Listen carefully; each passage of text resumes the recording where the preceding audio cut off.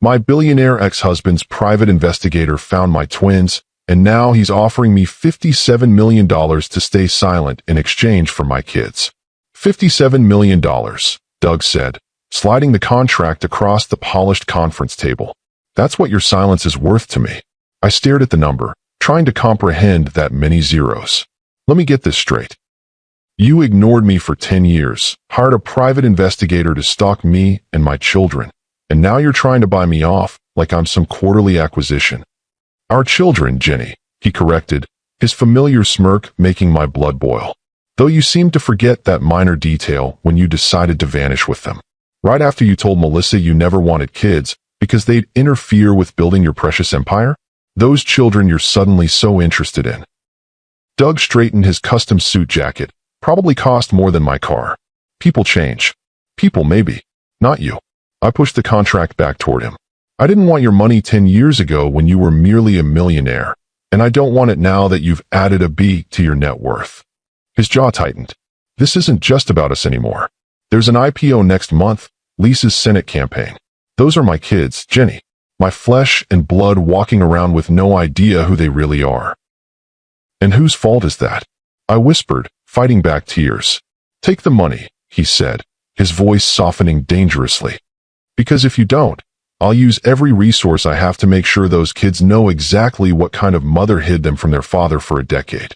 Have you ever been offered enough money to solve every problem you'll ever have, only to realize it would create the one problem you can't live with? That's the choice I faced when my billionaire ex-husband discovered the twins I'd kept secret for 10 years.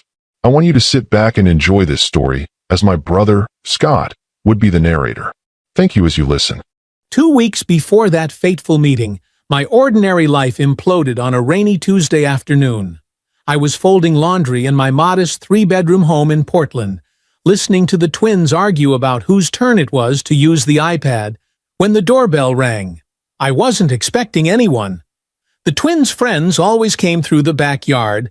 The Amazon delivery had already arrived, and my best friend Sarah was on shift at the hospital. A strange car, black, expensive, tinted windows, sat in my driveway, looking completely out of place in our middle-class neighborhood. "I'll get it," Tyler called, racing past me toward the door. "No," I said sharply, something in my gut clenching with sudden fear. "Go finish your homework, both of you." "But Mom..." "Now, please." They must have heard something unusual in my voice, because they both retreated without further argument. I smoothed my nurse's scrubs, I hadn't even changed after my shift, and opened the door just enough to see who was there. A broad-shouldered man in a dark suit stood on my porch. Late 50s, military posture, vigilant eyes that took in everything. I knew immediately he wasn't selling anything or spreading religious pamphlets. This man was security, maybe law enforcement. "Jennifer Wilson?" he asked, his voice surprisingly gentle for someone with his intimidating presence. I'd been Jenny Harris for 10 years, ever since the divorce. The sound of my old married name made my stomach drop. "There's no one here by that name," I said, moving to close the door. His foot blocked it, not forcefully, but with unmistakable intent. "Ms. Harris, then. My name is Barry Moore. I represent Douglas Wilson. May I come in?" Doug. After 10 years of rebuilding my life without him, just hearing his name sent a shock through my system. I glanced behind me, making sure the twins weren't within earshot. "Whatever Doug wants, I'm not interested," I said quietly. "Our divorce was finalized a decade ago. There's nothing to discuss." Barry Moore's expression remained professionally neutral. "I think you know that's not true, Ms. Harris. Mr. Wilson would like to discuss Tyler and Amber." The world seemed to tilt beneath my feet. The secret I'd protected for 10 years, the life I'd carefully constructed, the story I'd told my children, all of it suddenly as fragile as a house of cards in a hurricane. "Mom? Who is it?" Amber called from the top of the stairs. I forced myself to smile, to keep my voice steady. "Just someone with the wrong address, honey. I'll be right there." I stepped onto the porch and pulled the door mostly closed behind me. "You need to leave," I told Moore, no longer bothering to deny anything. "Right now, before my children see you. Mr. Wilson would like to meet with you. Tomorrow, 2 p.m. He handed me a business card with an address downtown. "He's prepared to be generous, Ms. Harris, but he's not a patient man. Not about this." "How did he find us?" Moore's expression softened slightly. "You should ask him that tomorrow. 2 p.m. Come alone." As he walked back to his car, I leaned against the doorframe, my legs suddenly too weak to support me. 10 years of careful deception unraveled in less than 2 minutes. The life I'd built for my children, the security I'd given them, all of it now threatened by the man who'd made it necessary in the first place. "Mom?" Tyler appeared behind me, his blue eyes, Doug's eyes, filled with concern. "Are you okay? You look weird." I gathered myself, pushing aside panic to give my son the reassurance he needed. "I'm fine, sweetheart, just tired from my shift." "Who was that man?" "No one important," I lied, adding it to the mountain of lies I'd told to protect him. "Just a mix-up with an address." Tyler studied me with a skeptical expression that reminded me so much of his father that my heart ached. At 10 years old, he was already showing Doug's analytical mind, his ability to sense when something didn't add up. "You're being weird," he decided, but let it drop. Amber's hogging the iPad again. "Tell her it's your turn for 30 minutes, I said automatically, my mind already racing ahead to what would happen tomorrow, what Doug wanted, what he knew, what it would mean for us. That night, after the twins were asleep, I sat at my kitchen table with a glass of wine I couldn't taste, staring at Barry Moore's business card. The address was for an upscale law firm in Portland's financial district. Not Doug's company headquarters in Seattle, which meant he was trying to keep this meeting private. Away from his company, away from his wife. I picked up my phone and called the one person I could trust with this nightmare. "This better be important," Sarah answered groggily. "I just finished a 12-hour shift in the ER. Doug found us." Silence, then the sound of Sarah sitting up, suddenly wide awake. "What? How?" "I don't know. He sent some security guy to my house. He knows about the twins, Sarah." Oh my God. Sarah had been there from the beginning. My confidant when I discovered I was pregnant after the divorce. My birthing coach. My support system when I decided to start over in Portland. She knew everything. "What are you going to do?" "I have to meet with him tomorrow. I don't have a choice." "Of course you have a choice," Sarah argued. "You don't owe that man anything after what he did." "He knows where we live," I reminded her. "He found us once. He could do it again. And the twins? God, Sarah, what am I going to tell the twins?"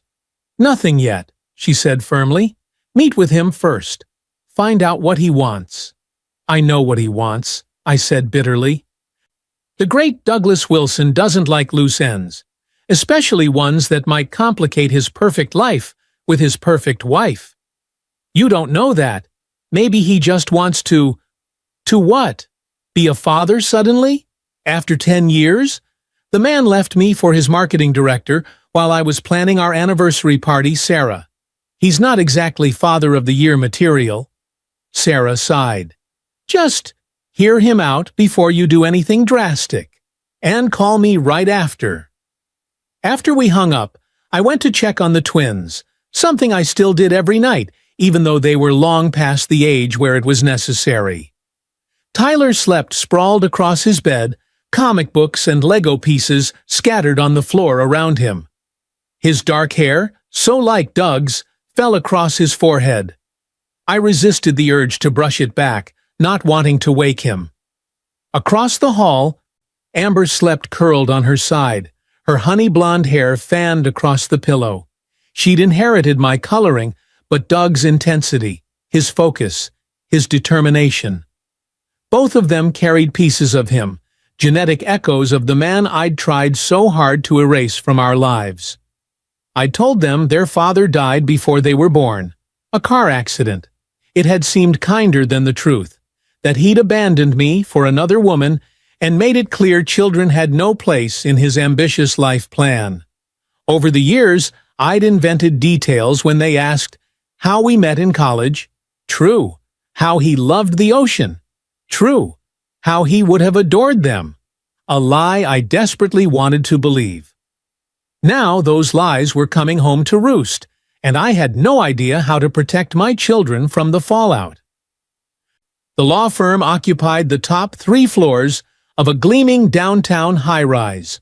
I gave my name to the receptionist, who directed me to a private conference room on the top floor with a view of the Willamette River. The room was empty when I arrived, furnished with an impressive mahogany table and executive chairs. A pitcher of water and glasses had been set out, but I was too nauseated to drink. I dressed carefully that morning, a navy blue dress that wasn't exactly fashionable but was the best I owned. Low heels, my hair pulled back in a neat ponytail. I wanted to look composed, professional, not like a woman whose life was unraveling thread by thread. The door opened, and there he was. 10 years had been good to Douglas Wilson. The ambitious entrepreneur I'd married had transformed into the commanding CEO featured in business magazines. His dark hair was now threaded with distinguished silver at the temples, his lean frame filled out with the solid confidence of a man at the top of his game. The custom suit probably cost more than my monthly mortgage payment.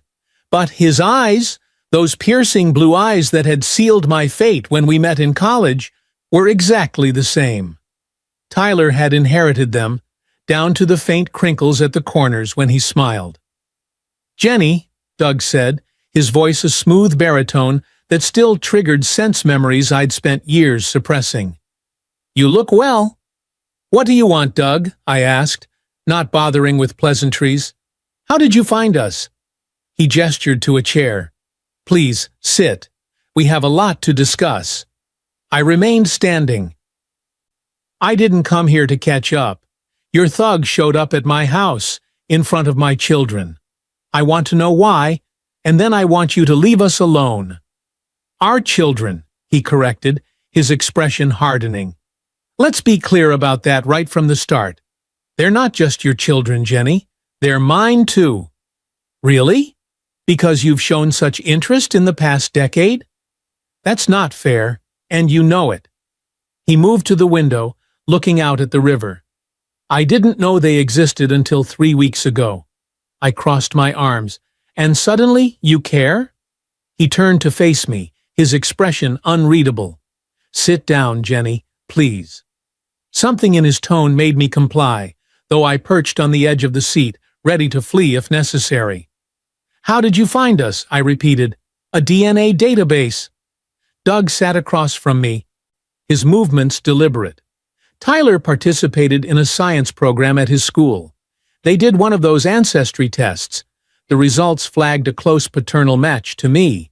I'd done one years ago for some medical research Medicorps was funding. Of all the ways I'd imagined being discovered, I'd never considered this. Tyler's gifted science program, the permission slip I'd signed without reading carefully enough, assuming it was for a field trip or project. A random genetic algorithm connecting my son to his father across a decade of silence. "Barry did the rest," Doug continued. "Once we had the connection to Tyler, finding you was simple." "So you had me investigated," I said flatly. "Can you blame me? I discovered I had a 10-year-old son I never knew about. Of course I wanted to know more." "Sons," I corrected automatically. Doug went very still. "What?" I realized my mistake instantly, but it was too late. "Tyler has a twin sister, Amber." Doug's expression shifted through shock, disbelief, and something that looked almost like wonder. "Twins? We have twins?" "Yes." He stood abruptly, running a hand through his perfectly styled hair. For the first time, his composure cracked. "Jesus Christ, Jenny! Twins? And you kept them from me for 10 years? You made it very clear children weren't in your plan, I shot back. I overheard you telling Melissa, your mistress, in case you've forgotten, that kids would interfere with your precious 5-year strategy for Medicore. That you never wanted to be tied down by fatherhood. You were eavesdropping on a private conversation? I was picking up the anniversary present I'd left at your office. The one I never got to give you because you were too busy screwing your marketing director to come home that night. The words hung between us, old wounds reopened and bleeding. Doug had the decency to look momentarily ashamed. That was a different time, he said finally. I was young, ambitious, selfish. I made mistakes. And I moved on from those mistakes. I built a life for my children. A good life. Based on lies, Doug said, his voice hardening again. What have you told them about me? I hesitated, which was answer enough. Let me guess, he continued.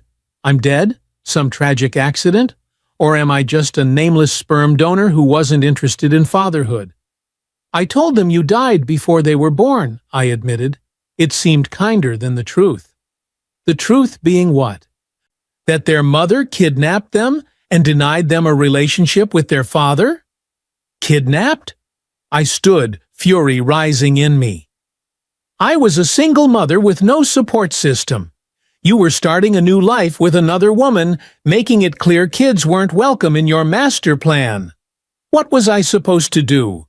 You were supposed to tell me I had children. Doug slammed his palm on the conference table. That was my right. Rights? I laughed bitterly. What about my rights? What about the rights of a woman whose husband cheated on her, humiliated her, threw her away like yesterday's trash?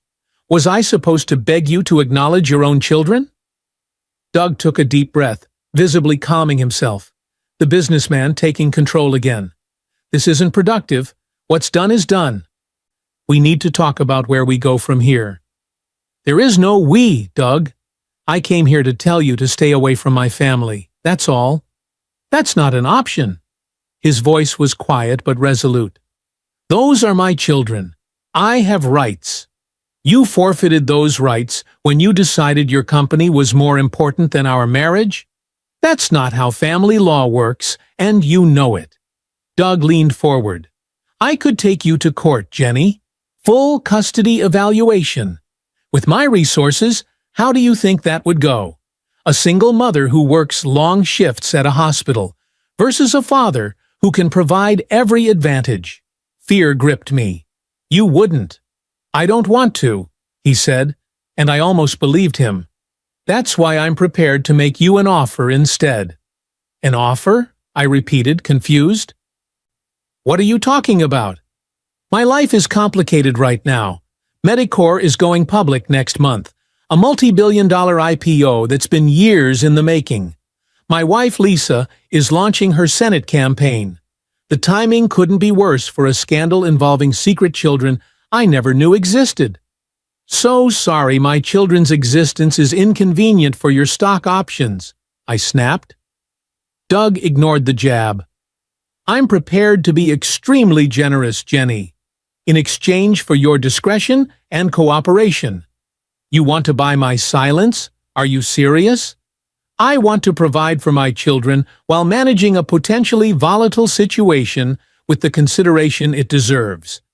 His tone was reasonable, measured, as if we were discussing a business transaction rather than the lives of two 10-year-olds.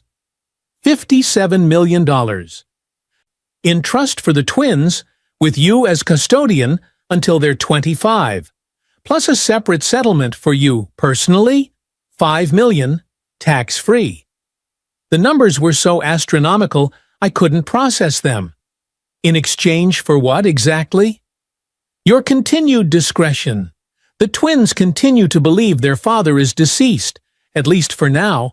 No public acknowledgement of my paternity until after the IPO and Lisa's campaign. At that point, we can renegotiate terms for a controlled private introduction, if that's what you want.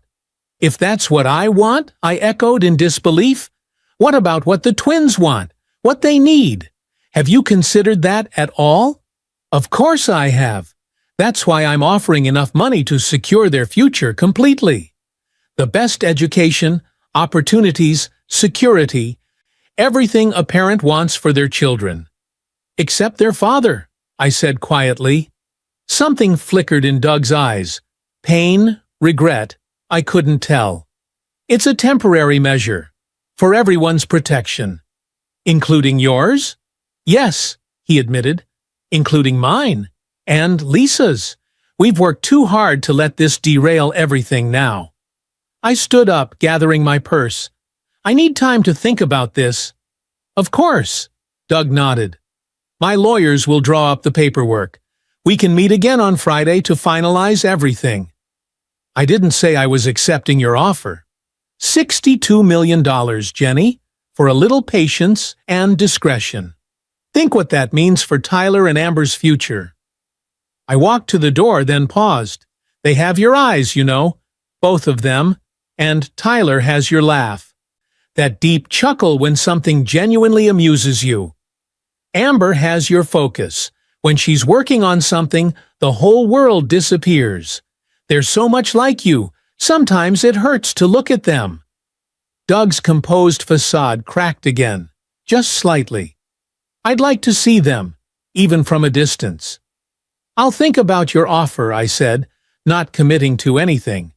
And Doug? If you come near my house again, if you approach my children without my permission, there isn't enough money in the world to buy my silence. Remember that. I walked out, my legs somehow supporting me until I reached my car in the parking garage. Then I collapsed against the steering wheel, sobs racking my body as 10 years of secrets and lies and fears came pouring out all at once. My phone rang. Sarah, as promised. I answered, trying to control my breathing. Jenny? What happened? Are you okay? He wants to buy us off, I managed to say between sobs. $62 million to keep pretending he doesn't exist. Holy shit, Sarah breathed. That's blood money, I finished for her. He's worried about his IPO and his wife's political campaign. The twins are just an inconvenience to be managed. Or maybe he actually cares about protecting them from a media circus, Sarah suggested gently. You always said he was ruthlessly practical. He threatened to sue for custody if I don't cooperate. The words caught in my throat. He could do it, Sarah. With his resources, his lawyers, I could lose them. That's not going to happen, she said firmly. Come over to my place. We'll figure this out together. I hung up and drove to Sarah's apartment on autopilot, my mind replaying every moment of the confrontation with Doug. The shock on his face when I mentioned twins. The calculation in his eyes when he outlined his offer. The momentary crack in his armor when I described the children he'd never met. Did he really care about them? Or was this just another problem for the great Douglas Wilson to solve with his billions? And what did it say about me that I was even considering his offer? Sarah was waiting with an open bottle of wine and 2 glasses. My best friend since nursing school, she'd been my rock through the divorce, the pregnancy, the difficult early years of single motherhood. At 40, with her curly red hair and no-nonsense attitude, she was the sister I'd never had. $62 million, she said, pouring me a generous glass. I can't even wrap my head around that number. Neither can I. I sank onto her couch. What should I do, Sarah? First, drink that. She nodded at the wine. Then we need to think this through logically. What exactly is he asking for? I took a long swallow of wine, grateful for its warmth spreading through me. Silence. For the twins to continue believing he's dead, at least until after his company goes public and his wife's Senate campaign launches. After that, he said we could renegotiate for a controlled introduction. And if you don't agree? He implied he'd sue for custody, use his resources against me. My hands shook around the wine glass. He could do it, Sarah. He has the best lawyers, unlimited funds. I'm a single mom who works 12-hour shifts. How would that look to a judge? Sarah's expression darkened. Like a man trying to buy children he never wanted in the first place. Courts favor biological parents, I reminded her, and I did keep them from him for 10 years. That doesn't exactly put me in a strong position. You did what you thought was best for your kids. Sarah topped off my glass. The question is, what's best for them now? I closed my eyes, trying to imagine telling Tyler and Amber the truth, that their father wasn't dead but very much alive, a famous billionaire who'd never known about them because I'd kept them secret, that I'd been lying to them their entire lives. I don't know, I whispered. The money would secure their future. The best schools, college, opportunities I could never give them on a nurse's salary. But at what cost? More lies? And what happens when they eventually learn the truth? They will, you know, Sarah said gently. Kids always do, eventually. I know. I took another drink. And when they do, they might never forgive me. So what's the alternative? Tell them everything now. Let Doug waltz into their lives as if the past decade never happened? I don't think there's a good answer here, I admitted. Just choices between different kinds of hurt. Sarah squeezed my hand. For what it's worth, I think you should take the money, secure their future, and then decide on your own terms when and how to tell them the truth. Not on Doug's timeline, not under threat of a custody battle.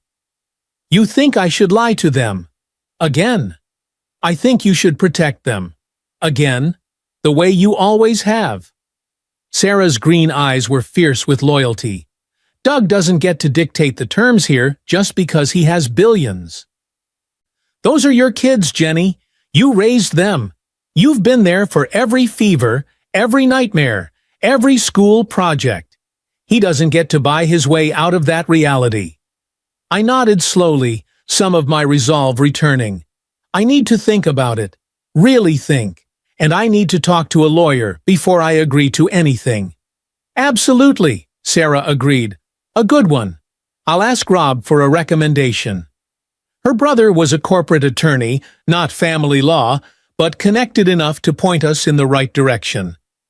That night, after checking on the twins who were having a sleepover at a friend's house, a blessing, as I wasn't ready to face them with this turmoil brewing inside me.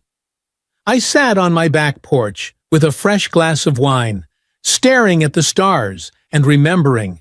I'd met Doug in my junior year of college.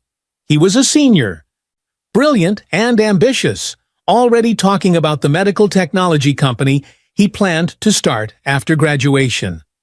I was a nursing student, drawn to his intensity and vision. He was drawn to my practicality, my steadiness. We balanced each other. At least that's what I thought. We married 2 years later, just as Medicorps was securing its first round of funding. The early years were good, challenging, but good. I took a job as a hospital administrator to support us, while Doug poured everything into his company. We were partners, or so I believed. I managed our life while he built our future. The cracks appeared in year 3. Doug worked later and later. Our conversations became briefer, focused on logistics rather than connection. I told myself it was temporary, just until the company stabilized. I planned a special 5th anniversary trip, hoping to reconnect. Instead, I discovered his affair with Melissa, his marketing director. The cliché of it almost hurt more than the betrayal itself. I'd gone to his office to drop off his anniversary gift, a vintage watch he'd admired, and overheard them through his partially open office door. Not just the sounds of their involvement, but the conversation after. Melissa asking about children someday. Doug's emphatic response that kids had no place in his 5-year plan, that he never wanted the burden of fatherhood interfering with building his empire. The divorce was quick, clinical. Doug was generous financially, eager to resolve matters and move on with Melissa. I was too shattered to fight for more, taking the settlement and retreating to lick my wounds. 2 weeks after the divorce was finalized, I discovered I was pregnant. By then, Doug had already moved Melissa into our old house, was already reconstructing his life without me. The thought of telling him, of begging for acknowledgement, of sharing my children with a man who'd made it clear they weren't wanted, it was unbearable. So I left, changed my name back to Harris, moved to Portland, where Sarah had relocated for a nursing position, built a new life for myself and the twins I discovered I was carrying at my first ultrasound. For 10 years, it had worked. I'd created a stable, loving home for Tyler and Amber. I'd constructed a narrative about their father that spared them the pain of rejection. I'd convinced myself that what they didn't know couldn't hurt them. Now, Doug's reappearance threatened everything. Not just the stability of our daily lives, but the very foundation of trust I'd built with my children. If I accepted his money and continued the lie, what would happen when they eventually learned the truth? If I refused and fought him, could I protect them from both the legal battle and the media frenzy that would surely follow? $57 million for the twins. $5 million for me. Financial security beyond anything I could provide on my own. Was it worth the cost to my integrity? To my relationship with my children? The next morning, I called the lawyer Sarah's brother had recommended, Elaine Winters, a family law specialist with experience in high-profile cases. She agreed to meet me that afternoon, her interest clearly piqued by the mention of Douglas Wilson's name. Before we discuss specifics, I need to understand your legal position, Elaine said, after I'd outlined the situation in her tastefully appointed office. She was in her 50s, with a no-nonsense demeanor and shrewd eyes behind stylish glasses. Did you knowingly conceal the children from their father? Was there any court order regarding custody or paternity at the time you left? No, I admitted. The divorce was finalized before I knew I was pregnant. There was no custody agreement because Doug didn't know about the pregnancy. And you never informed him? Never sought child support? No. I wanted a clean break. He was already with someone else, had made it clear he didn't want children. I twisted my hands in my lap. I know how it sounds. It sounds like a mother protecting her children from rejection, Elaine said, surprising me with her lack of judgment. But legally, it's complicated. Mr. Wilson could make a strong case for parental alienation. His financial resources give him significant advantages in a custody dispute. My stomach clenched. Could he take them from me?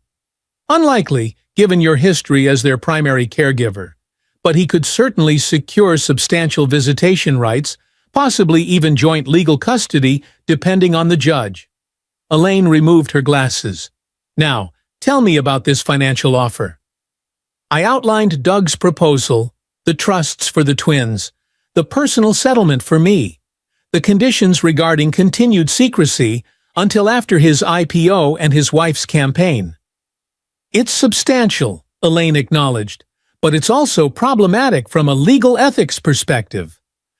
He's essentially asking you to continue concealing information from the children in exchange for financial compensation. That's not necessarily in their best interest. What would you advise? I asked, desperately needing guidance. Counteroffer, she said promptly. Accept the financial provision for the children. They deserve that security regardless of the circumstances. But negotiate terms for a structured, therapeutic introduction to their father within a reasonable time frame.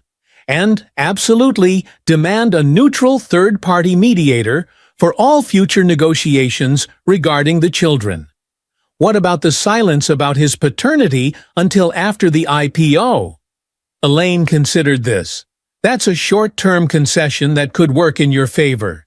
It gives you time to prepare the twins properly with professional support. But I wouldn't agree to any open-ended secrecy beyond a fixed date. I nodded, feeling some clarity emerging from the chaos. And if he refuses to negotiate? Then we prepare for litigation, Elaine said simply. But I suspect Mr. Wilson will be motivated to avoid that scenario, given his concerns about public perception.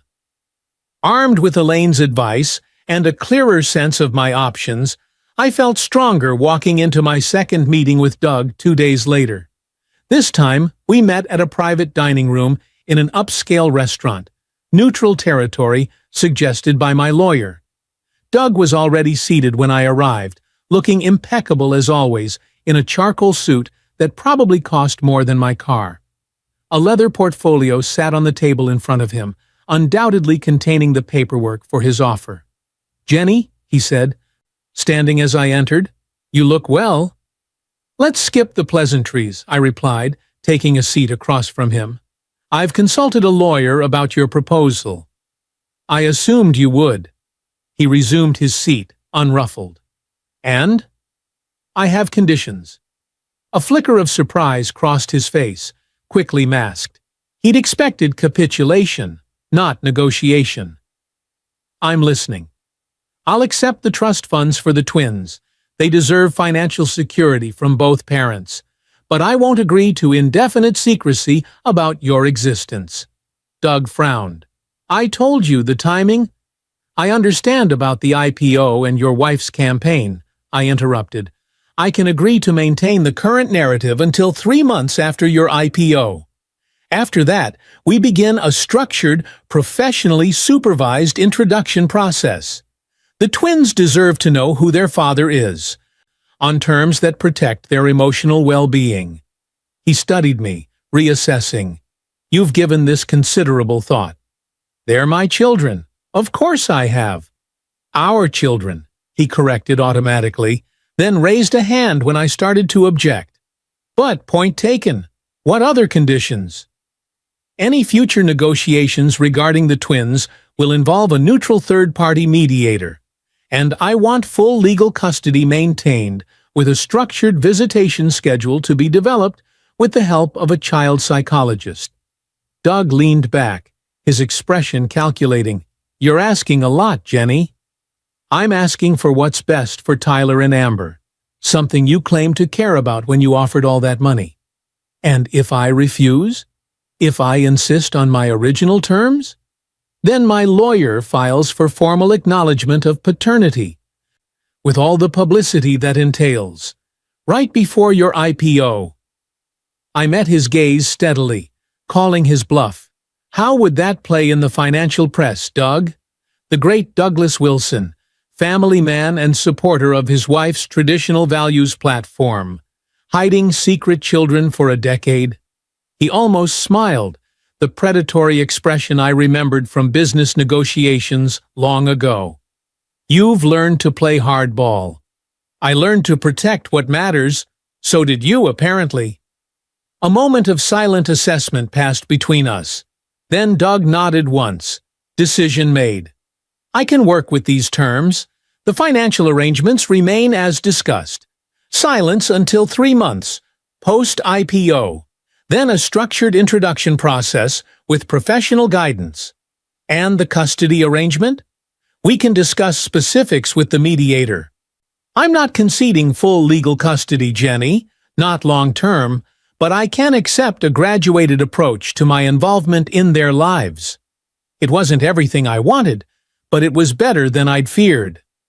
My lawyer will need to review any paperwork before I sign." "Of course." Doug opened the leather portfolio, removing several documents. "I've taken the liberty of drafting a preliminary agreement. Your lawyer can suggest revisions."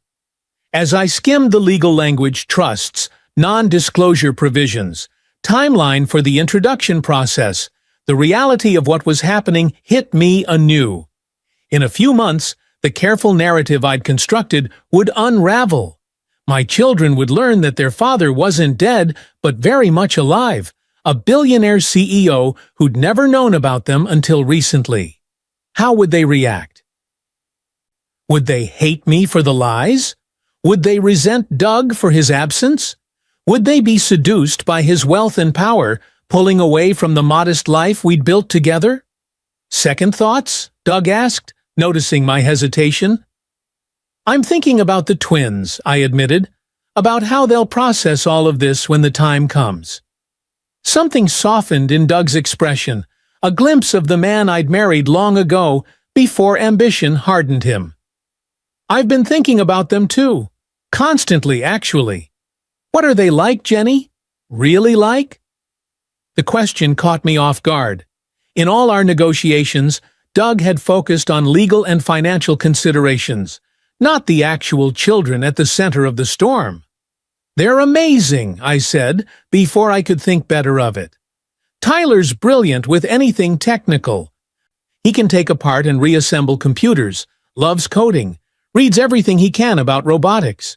He's quiet, thoughtful, analytical. Like me, Doug said softly. In some ways, but he's also kind, sensitive. He notices when others are hurting. I couldn't help the pride in my voice. Amber is our family tornado. Intense, focused, always in motion. She's artistic, but also mathematical. She sees patterns everywhere. And she's fiercely protective of her brother, even though they fight constantly. Twins, Doug murmured, shaking his head slightly. I still can't believe it. They're individuals, I said firmly, not just extensions of us. They have their own personalities, their own dreams. That's why this has to be handled carefully. I understand that better than you might think, Doug replied. Contrary to what you believe, I don't see them as problems to be managed. They're my children, Jenny. Children I never knew I had. I'm trying to balance complex realities here. Including your wife? Does Lisa know about them? A shadow crossed his face. Not yet. That's complicated. Because she wouldn't approve of secret children? Or because it would damage her perfect political image? Because Lisa and I have been trying for a child for 3 years without success, Doug said quietly.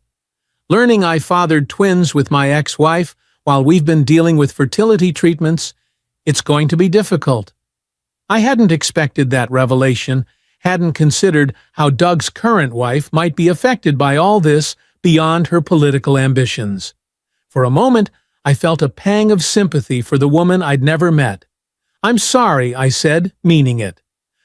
That's a difficult situation. Life is full of difficult situations, Doug replied, his businessman's mask sliding back into place. Which is why I prefer to address this one with clear parameters and mutual benefit. Are we in agreement on the basic terms? I nodded slowly, pending my lawyer's review of the documents. Excellent. He closed the portfolio. I'll have my team make the revisions we discussed.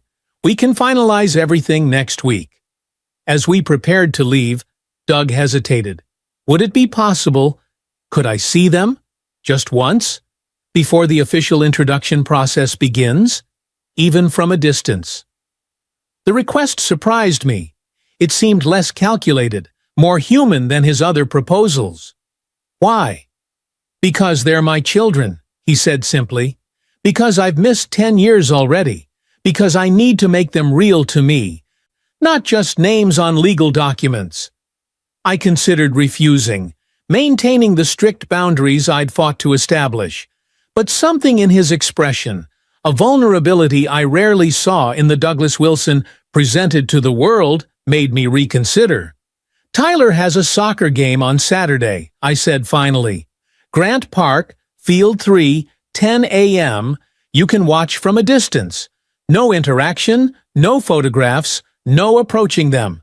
Just watching. Relief and something like gratitude flashed in his eyes. Thank you.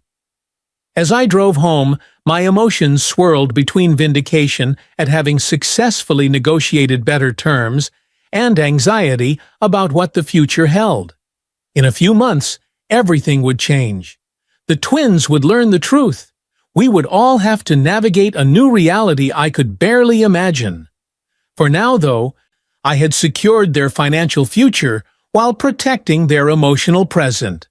It wasn't a perfect solution. There wasn't one to be found in this tangled situation, but it was a path forward, one step at a time. That night, as I tucked the twins into bed, a ritual they claimed to be too old for, but still secretly enjoyed. I studied their faces with new awareness.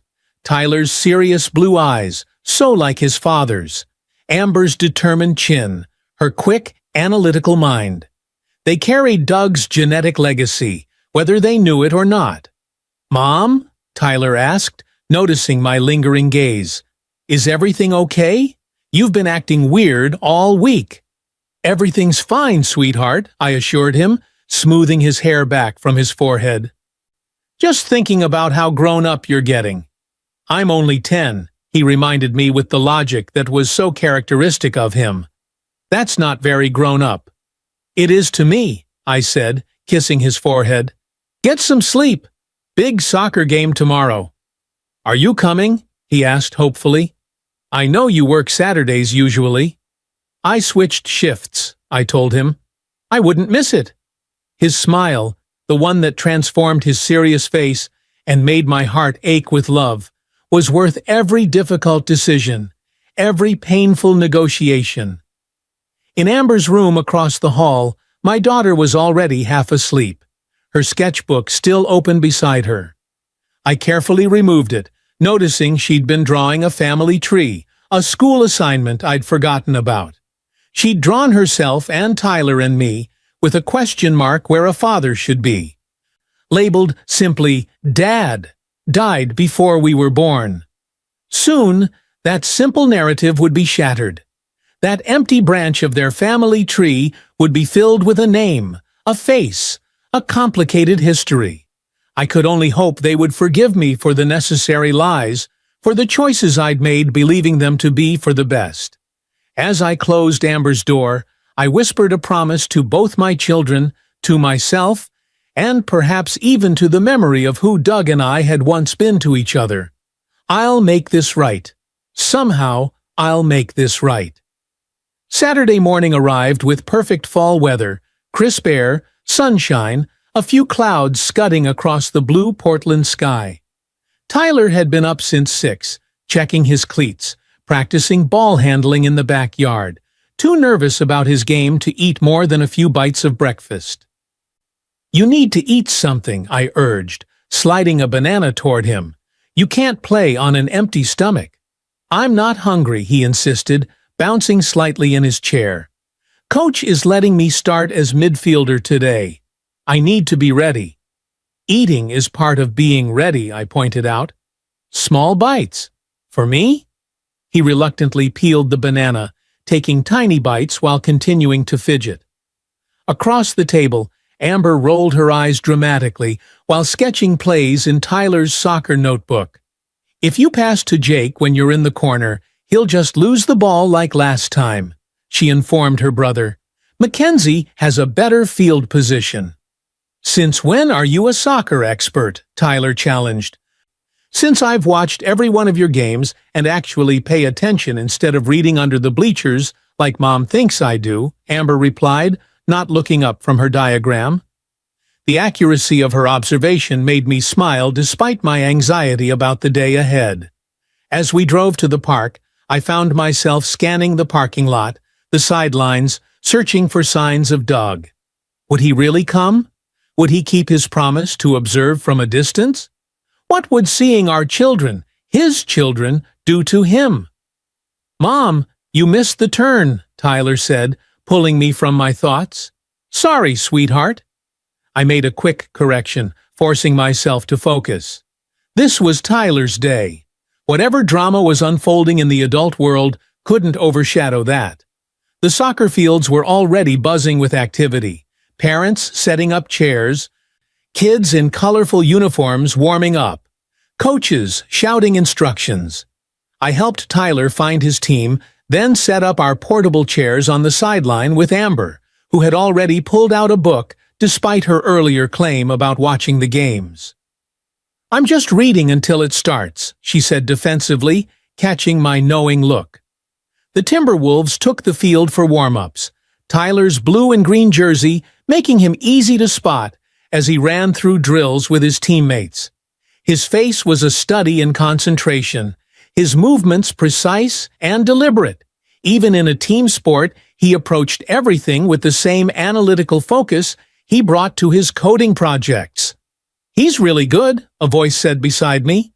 I turned, startled to find Sarah settling into a chair next to ours.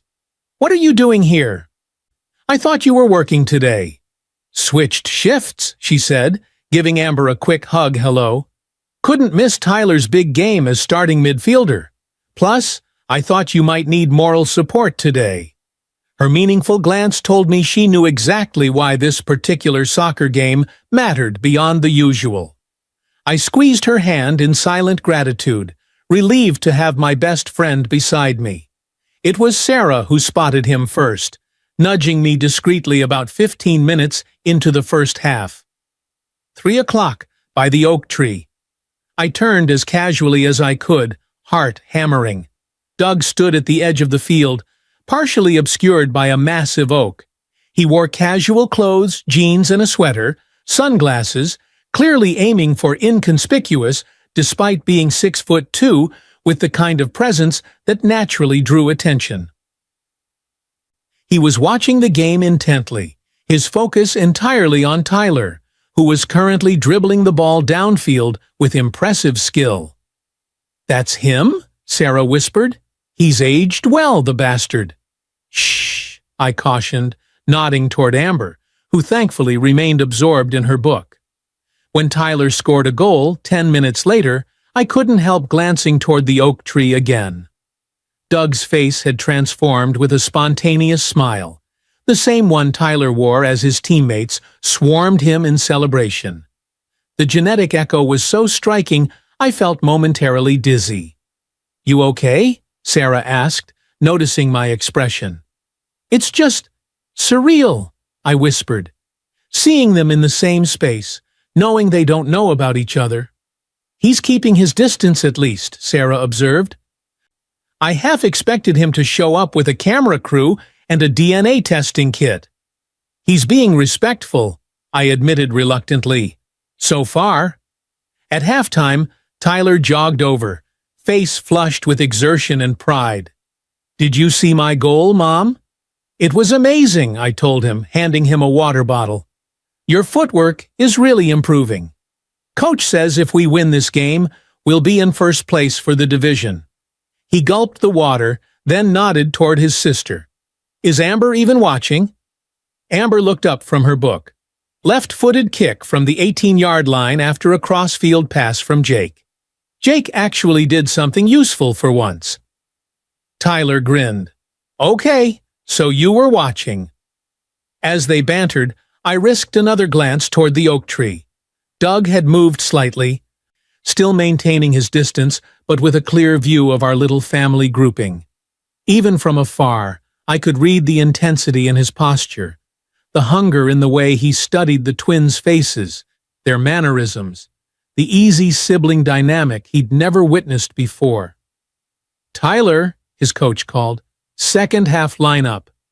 "Gotta go," he said, handing back the water bottle. "Watch this half too, Amber. I might score again." "Don't push your luck," she replied, but she set her book aside, eyes following her brother back to the field. The Timberwolves won 3-1, with Tyler assisting the final goal in a play that had parents cheering from the sidelines. When the game ended, I checked the oak tree again, but Doug had vanished. Part of me was relieved, part strangely disappointed. Had seeing Tyler been enough? Or had it only intensified his desire to be part of their lives? We celebrated the victory with ice cream, Tyler recounting every play of the game with enthusiasm, while Amber corrected his recollection with her usual precision. It was our normal Saturday ritual, untouched by the seismic shifts happening beneath the surface of our lives. That evening, my phone chimed with a text from an unknown number. "He has your determination and focus. Thank you for today." I didn't need to ask who it was from. I saved the number but didn't respond, unsure what to say. How do you acknowledge a moment like that? A father seeing his son play soccer for the first time at age 10 rather than age 3. There were no greeting cards for this situation, no established protocol. The following week passed in a blur of work shifts, school activities, and lawyer consultations. Elaine had reviewed the draft agreement, suggested several revisions to strengthen the custody provisions and clarify the timeline for revealing Doug's identity to the twins. His legal team had accepted most of the changes with minimal pushback, a promising sign. "He seems motivated to make this work on your terms," Elaine noted during our final review. "That gives us leverage." "He wants to avoid publicity before the IPO," I reminded her. "That's his primary motivation."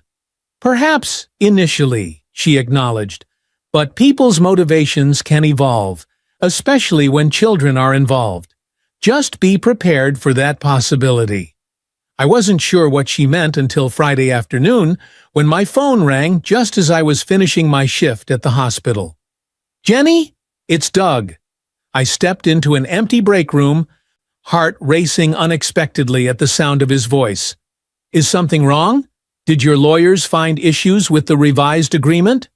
"No, nothing like that. The paperwork is fine." He paused. "I'm calling about Amber."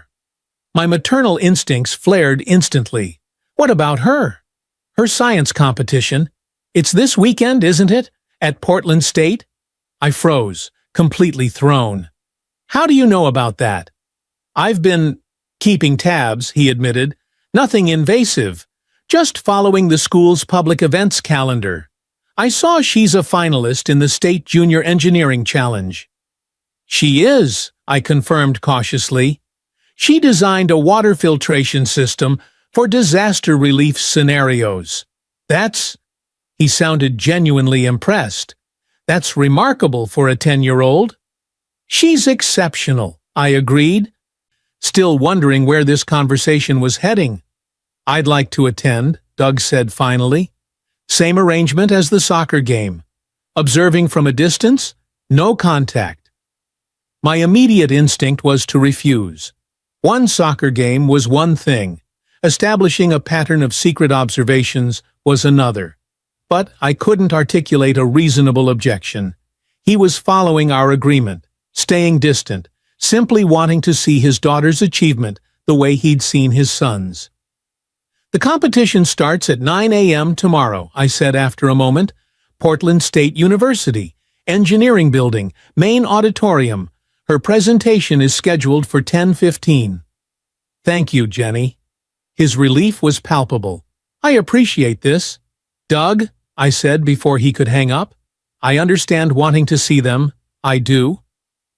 But we need to be careful about establishing patterns before we're ready to tell them the truth. This can't become a regular occurrence." "I know," he acknowledged. I missed so much already." The raw emotion in his voice caught me off guard. This wasn't the calculated businessman from our negotiation meetings. This was something more complicated. A father beginning to realize what he'd lost, what he'd never known he had. "Her project is really impressive," I offered, a small concession. "She spent 3 months developing it, tested at least 15 different filtration methods before finding the optimal combination."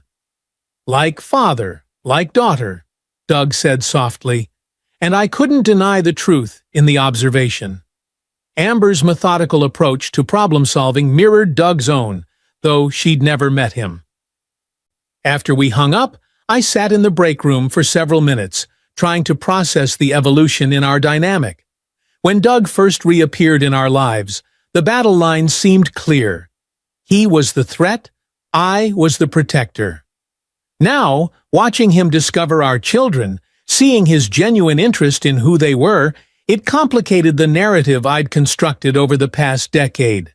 Had I been wrong to keep them from him? The question haunted me as I drove home, as I helped Amber prepare her presentation materials for the competition, as I listened to her excited explanation of her project for what must have been the 20th time that week. The key breakthrough was using activated charcoal as the secondary filtration layer, she explained, showing me her meticulously labeled diagram. Most systems use it as primary, but my tests showed 32% better results when it follows the ceramic layer. "It's brilliant, honey," I told her, meaning it. "I'm so proud of you." She beamed at the praise, then grew suddenly serious. "Do you think Dad would have been proud too?" The question hit me like a physical blow. "What?" "Dad," she repeated. "You said he was an engineer, right? Would he have thought my project was good?" In all our discussions about her deceased father, Amber rarely asked such direct questions. Usually, it was Tyler who wanted details, stories, connections to the father they'd never known. "He would have been amazed," I said truthfully, thinking of Doug's impressed tone on the phone. "Your dad loved elegant solutions to complex problems. That's exactly what you've created." Amber nodded, satisfied with the answer.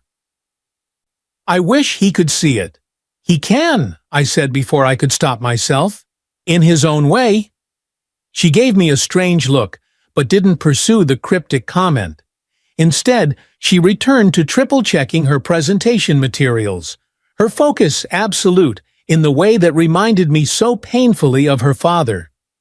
The science competition the next day was a showcase of young talent, with projects ranging from environmental studies to robotics. Amber was one of the youngest finalists, but her presentation stood out for its sophistication and real-world applications. As she confidently explained her water filtration system to the judges, I couldn't help scanning the auditorium for Doug. I spotted him in the back row, attention riveted on Amber as she fielded complex questions with impressive poise. His expression was a mixture of pride and wonder, the look of a parent seeing their child shine. It was so genuine, so unguarded, that something twisted in my chest. This was the moment he should have had years ago, at science fairs and school plays, at bedtimes and birthday parties. Amber won second place overall, an extraordinary achievement for a fifth grader competing against middle schoolers.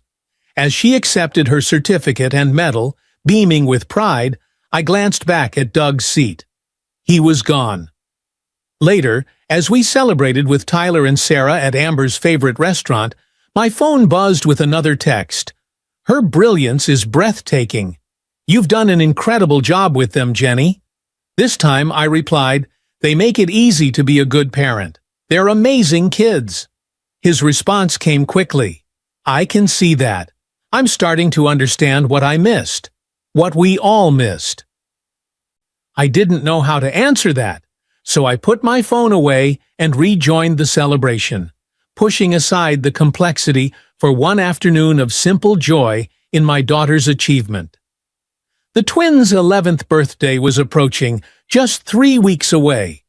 They'd been asking for a joint party with their friends, something we hadn't done since they turned 8, and decided they needed separate celebrations for separate people, as Amber had put it at the time. Their renewed interest in a shared party touched me, a reminder that despite their constant bickering, their twin bond remained special. I was researching possible venues when Doug called again. "The paperwork is ready," he said, after minimal pleasantries. "My lawyers would like to schedule the signing for next Thursday, if that works for you." "It does," I confirmed. "Elaine and I will be there." "Good," he paused. "There's something else. I'd like to contribute to the twins' birthday. Not presents directly from me. I understand that would be inappropriate before our agreed timeline. But perhaps something special you could give them, funded by me." I hesitated. On one hand, it seemed a reasonable request from a father wanting to mark his children's birthday. On the other, it felt like the first step down a slippery slope. "I don't know, Doug," I said cautiously. "They've never had extravagant gifts. I don't want to establish expectations I can't meet on my own." "What about their party? You could use a nicer venue than you might otherwise choose. Something memorable." I thought about the community center I'd been considering, perfectly adequate, but nothing special. "Maybe," I conceded. I was looking at options this morning, actually. "The Evergreen Botanical Gardens has an event space," Doug suggested immediately, as if he'd been researching it himself. They do children's parties with science themes, nature exploration. Amber would love the plant biodiversity, and Tyler would enjoy the engineering behind their water features. The specificity of the suggestion caught me off guard. You've really been thinking about this? Is that so surprising? It's their first birthday I've known about. I'd like it to be special, even if they don't know I'm involved. After some negotiation, we agreed he would fund the botanical garden party as his gift, with me handling all the arrangements so it would appear to come from me. It was a small concession that seemed to mean a great deal to him. The next day, when I toured the gardens and booked the party, I was unsurprised to learn the premium package had been pre-approved for our date. Doug's influence smoothing the way without being directly visible. The staff seemed unusually accommodating, the options unusually expansive. It should have irritated me, this subtle flexing of his financial muscle, but seeing the space, perfect for the twins with its combination of natural beauty and scientific interest, I couldn't summon proper indignation. Thursday arrived, bringing with it the meeting to sign the final agreement.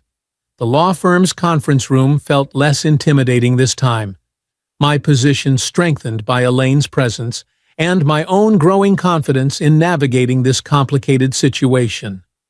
Doug arrived with his legal team, 3 impeccably dressed attorneys who radiated expensive competence. The lead counsel, a silver-haired man named James Harrington, outlined the key provisions of the agreement one final time. The financial terms remain as discussed.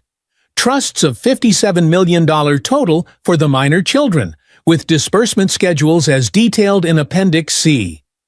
Personal settlement of $5 million for Ms. Harris, to be transferred upon execution of these documents. Non-disclosure period extending until 3 months after Medicor's initial public offering, currently scheduled for February 15th. Structured introduction protocol to begin thereafter, with certified family therapists and mediators, as specified in Section 12. As Harrington droned on, I watched Doug. He seemed distracted, his usual laser focus absent, as he repeatedly checked his phone. Tension evident in the set of his shoulders. When we reached the signing portion, Elaine leaned close to me. Everything is in order. The terms protect your interests and the children's. I signed where indicated, the scratch of my pen on paper sealing an agreement that would irrevocably change our lives in the coming months. Doug signed his portions with the practiced efficiency of a CEO who authorized countless documents daily, but his distraction remained evident. After the lawyers gathered the paperwork and exited to make copies, Doug and I found ourselves momentarily alone in the conference room. "Is everything okay?" I asked, surprising myself with the question. "You seem preoccupied." He glanced up from his phone, conflict evident in his expression. "Lisa found out about the twins." My stomach dropped. "How?" She noticed the withdrawals being prepared for the trusts, asked questions. I had to tell her. He ran a hand through his perfectly styled hair, a rare gesture of discomposure. "She's not taking it well." "I'm sorry," I said, meaning it despite everything. "That must be difficult with everything else you're managing right now." Doug's laugh was humorless. "That's an understatement. She's threatening to postpone her campaign announcement. Says we need to control the narrative before someone else does." "What does that mean for our agreement? For the timeline we established?" "Nothing changes from a legal perspective," he assured me quickly. "But Lisa wants to meet you, and eventually, the twins." "That wasn't part of our arrangement," I said, alarm rising. "We agreed to a specific introduction protocol with professional support." "I know." Doug looked genuinely torn. "She's processing a lot right now, Jenny.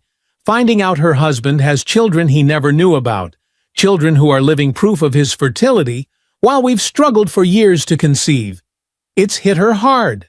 Meeting you might help her come to terms with the situation." "I'm sorry for what she's going through," I said carefully. but I need to prioritize the twins' emotional well-being. Adding another complicated adult relationship to the mix before they even know you exist seems risky. Doug nodded slowly. I understand your position. I'll talk to her again. Try to help her see this from the children's perspective. When the lawyers returned with our copies of the signed agreement, the meeting concluded with business-like efficiency.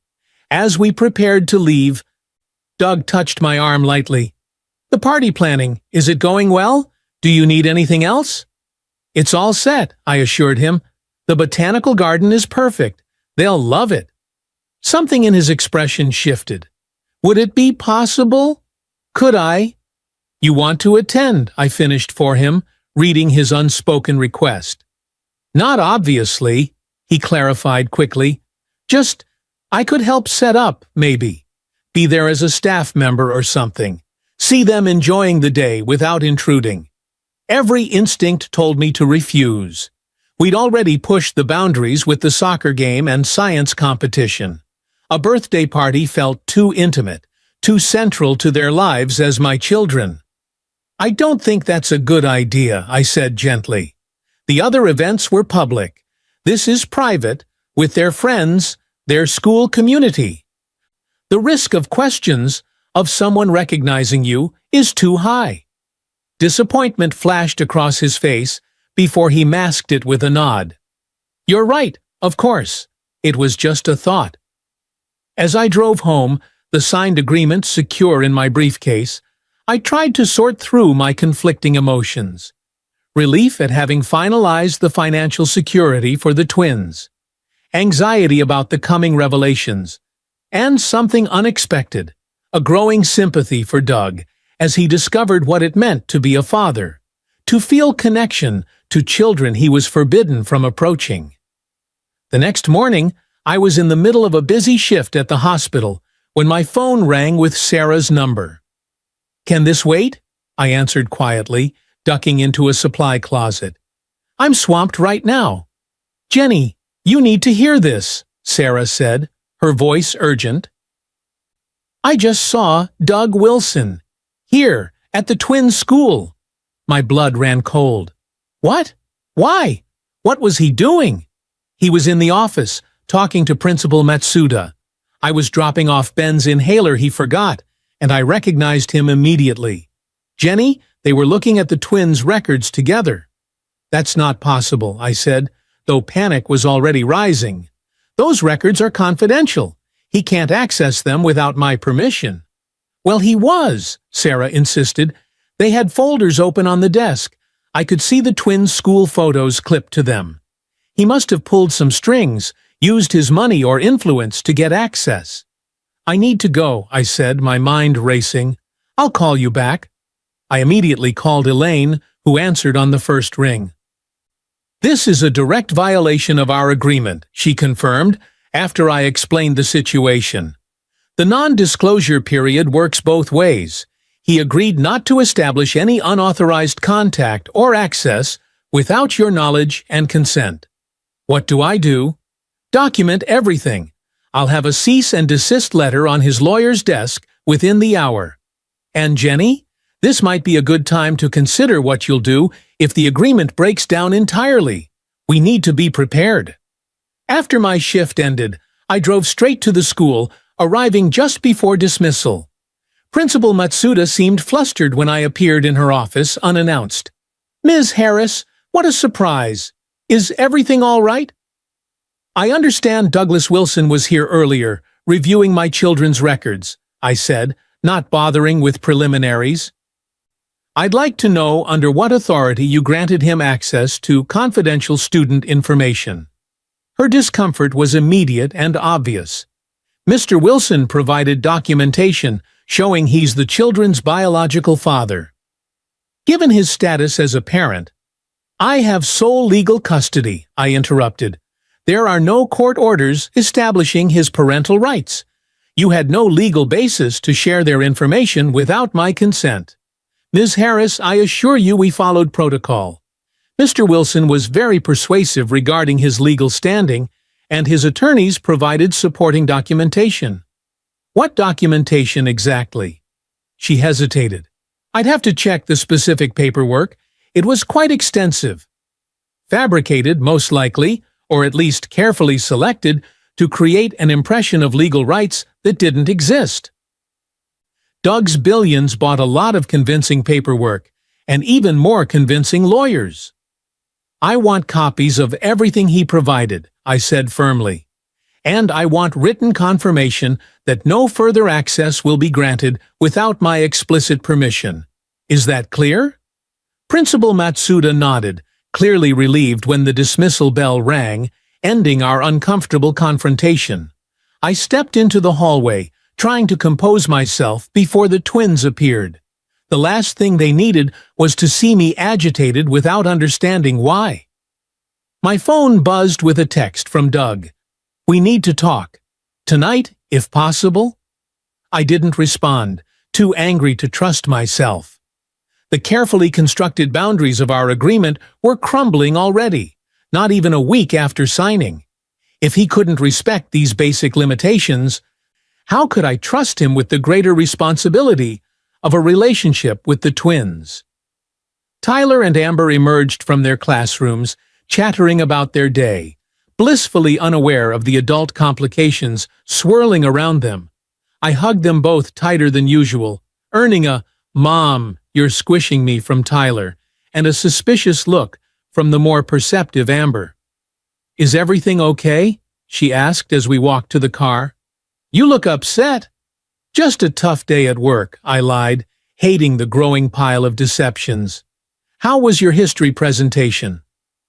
As Tyler launched into a detailed account of his report on ancient Egypt, my phone buzzed again. Jenny, please. It's important. Not about the school incident. This time I replied, 7 p.m. My house, after the twins are in bed. His response was immediate. I'll be there.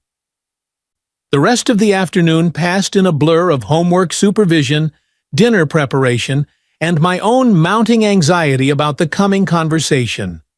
I hadn't planned to have Doug in our home ever, really, but certainly not before the twins knew who he was.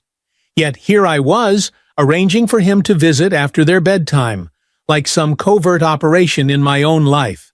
When 7 p.m. arrived, I was sitting on the front porch, unwilling to risk having him inside where the twins might wake and discover us. The autumn evening was chilly, but I preferred the cold to the alternatives. Doug's car, an understated but clearly expensive sedan, pulled up precisely on time. He approached the porch with uncharacteristic hesitation, seemingly aware he was on thin ice. Thank you for agreeing to see me, he said, taking the porch chair opposite mine. Let's start with your unauthorized visit to the twins' school, I said, not bothering with pleasantries. You violated our agreement less than a week after signing it. I know, he acknowledged, surprising me with his immediate admission. It was wrong. I should have asked you first. Why didn't you?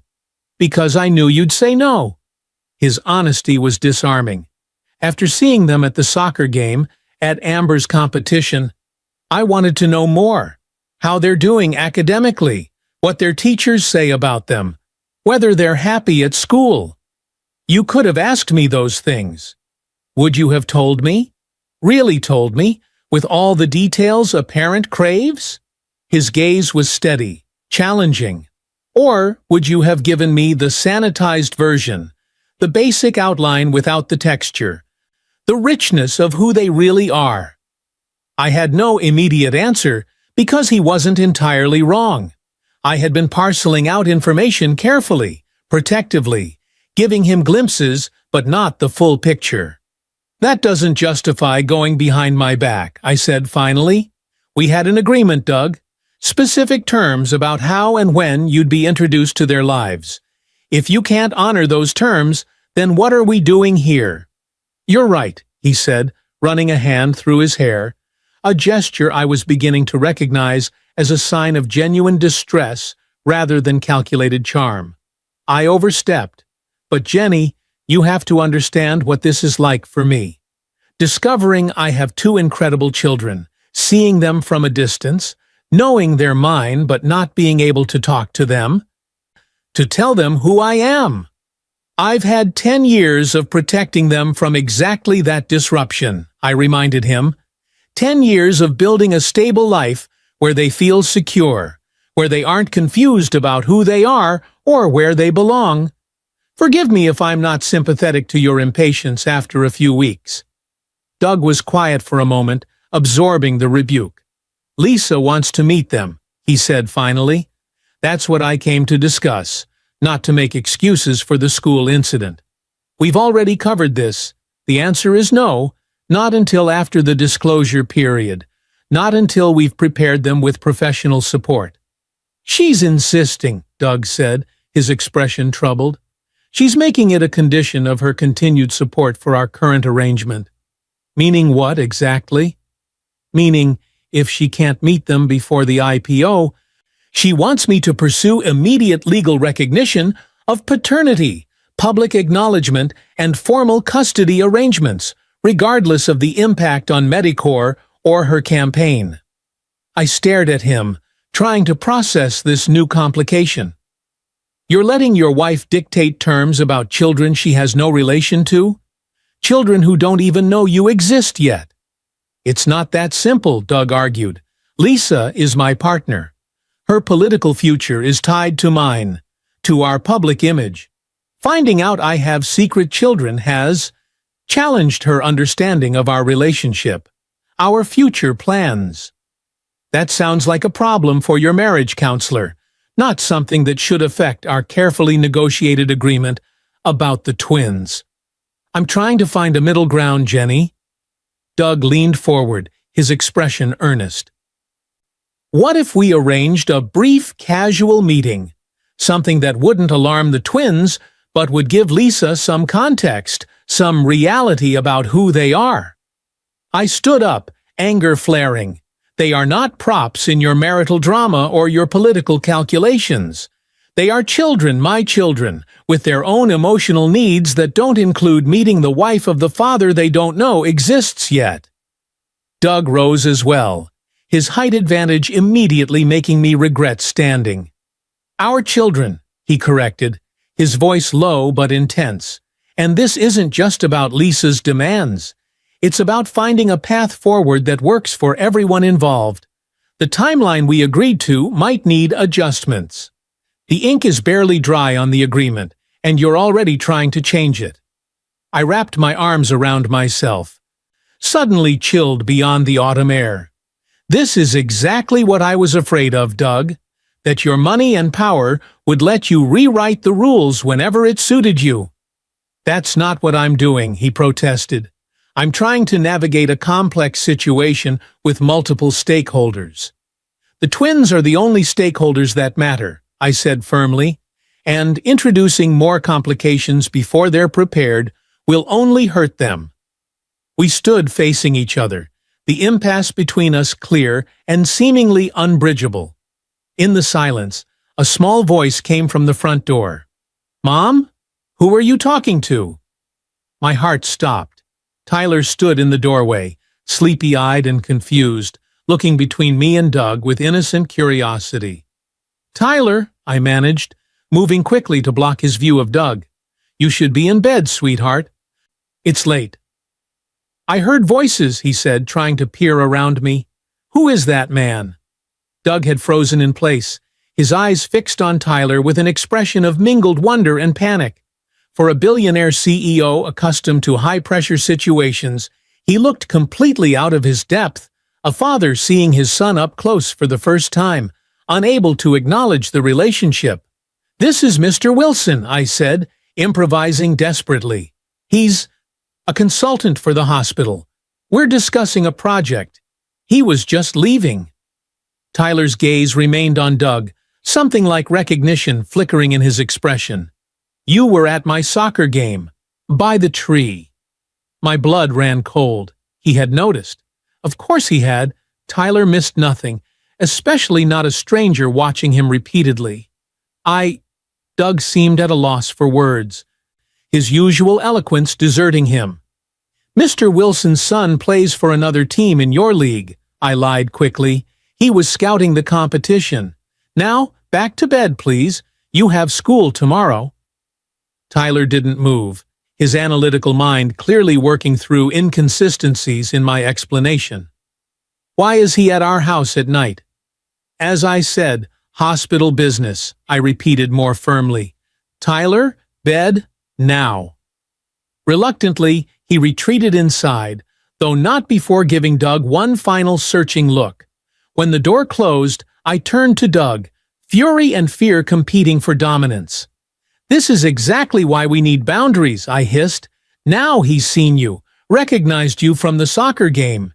He's going to have questions I can't answer without lying more than I already have. I'm sorry, Doug said, and he sounded genuine. I never intended.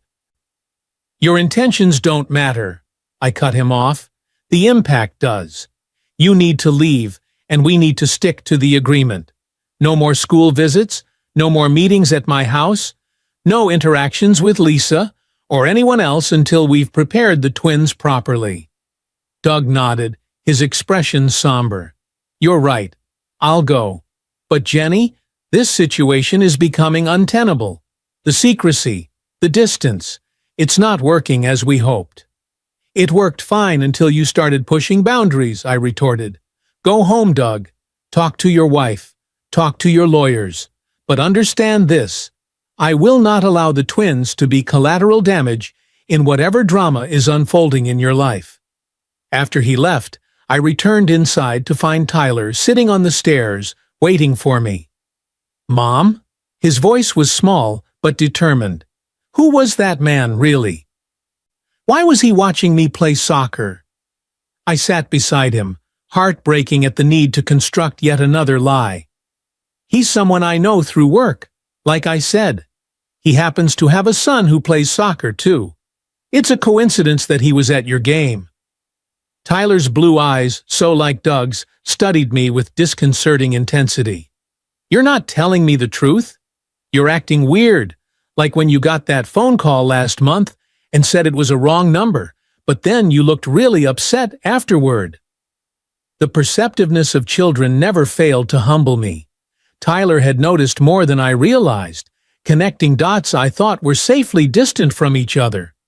It's complicated adult stuff, I said, attempting a reassuring smile. Nothing for you to worry about. Is it about Dad? He asked suddenly. The man looked kind of like me. Around the eyes. The question hit like a physical blow. What? No, honey. Your father died before you were born, remember? This has nothing to do with him. The lie tasted bitter on my tongue, especially with Tyler looking at me with such transparent doubt.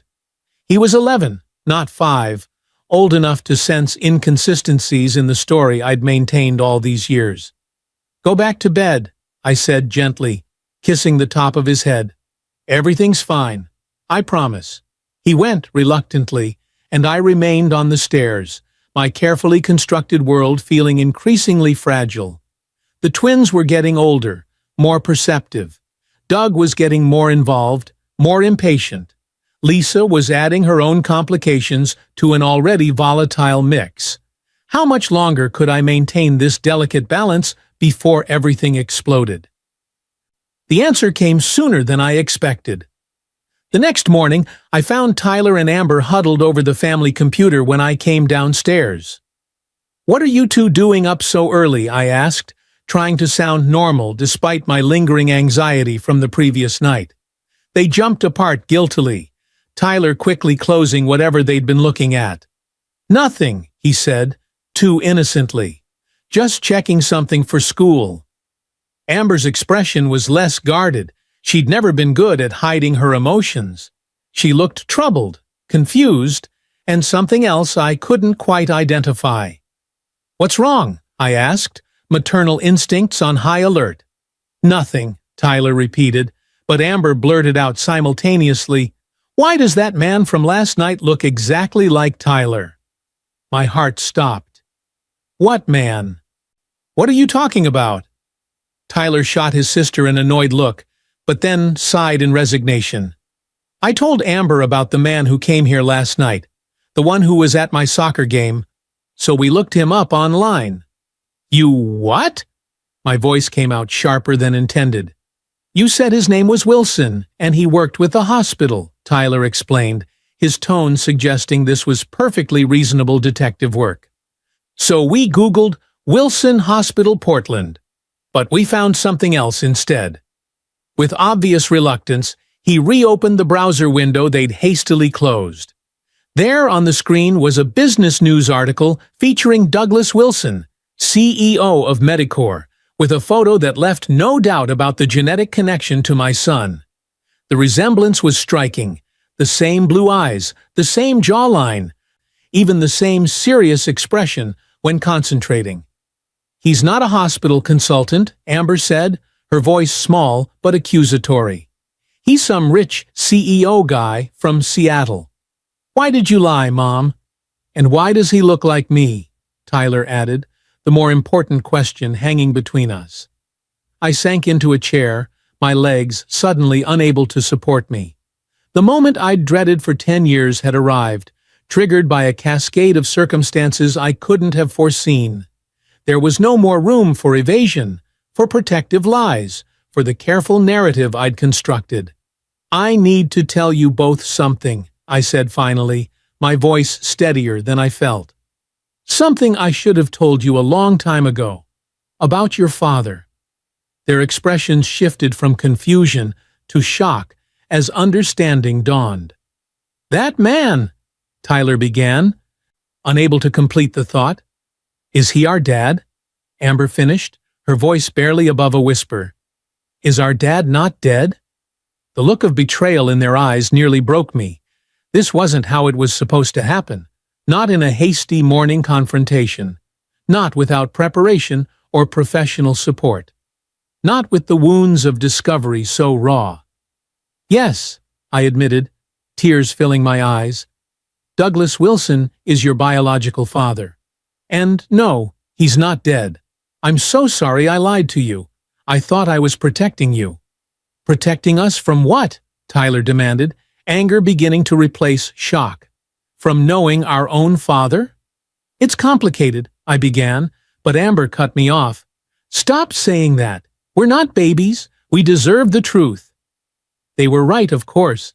They deserved the truth, the complete truth, without the comfortable lies I'd hidden behind for so long. But how could I explain the complex adult reality of divorce and betrayal, of financial settlements and legal agreements, in a way that wouldn't damage them further? "You're right," I said, taking a deep breath. "You deserve the truth, and I'm going to tell you everything. But first, I need you both to understand something very important. Everything I did, every decision I made, was because I love you more than anything in this world." As I began the difficult task of unraveling 10 years of protective deception, I knew our lives were forever changed.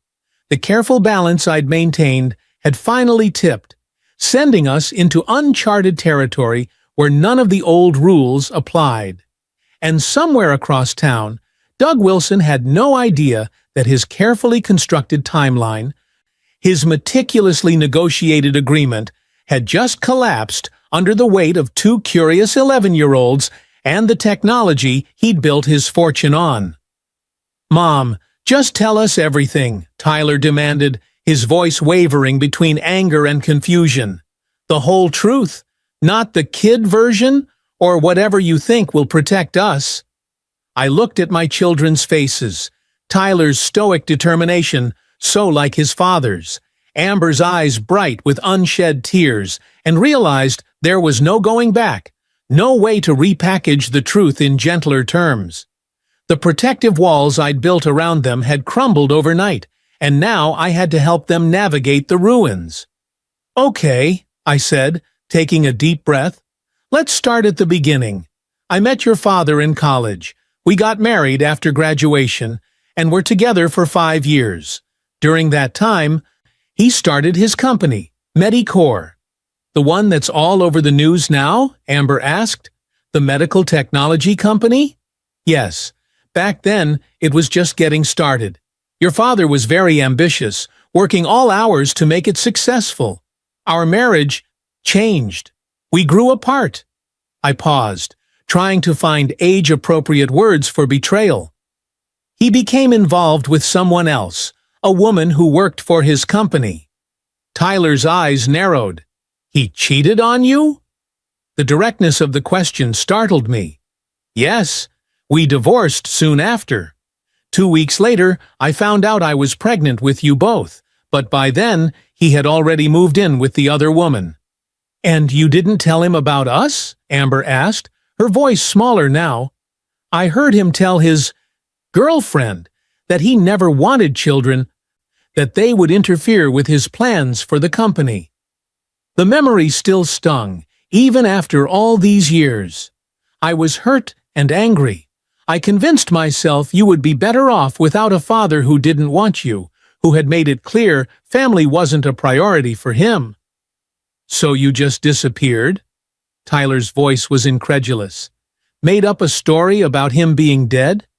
I moved here, went back to using my maiden name, and yes, I told you he had died before you were born because it seemed kinder than saying he had chosen not to be part of your lives.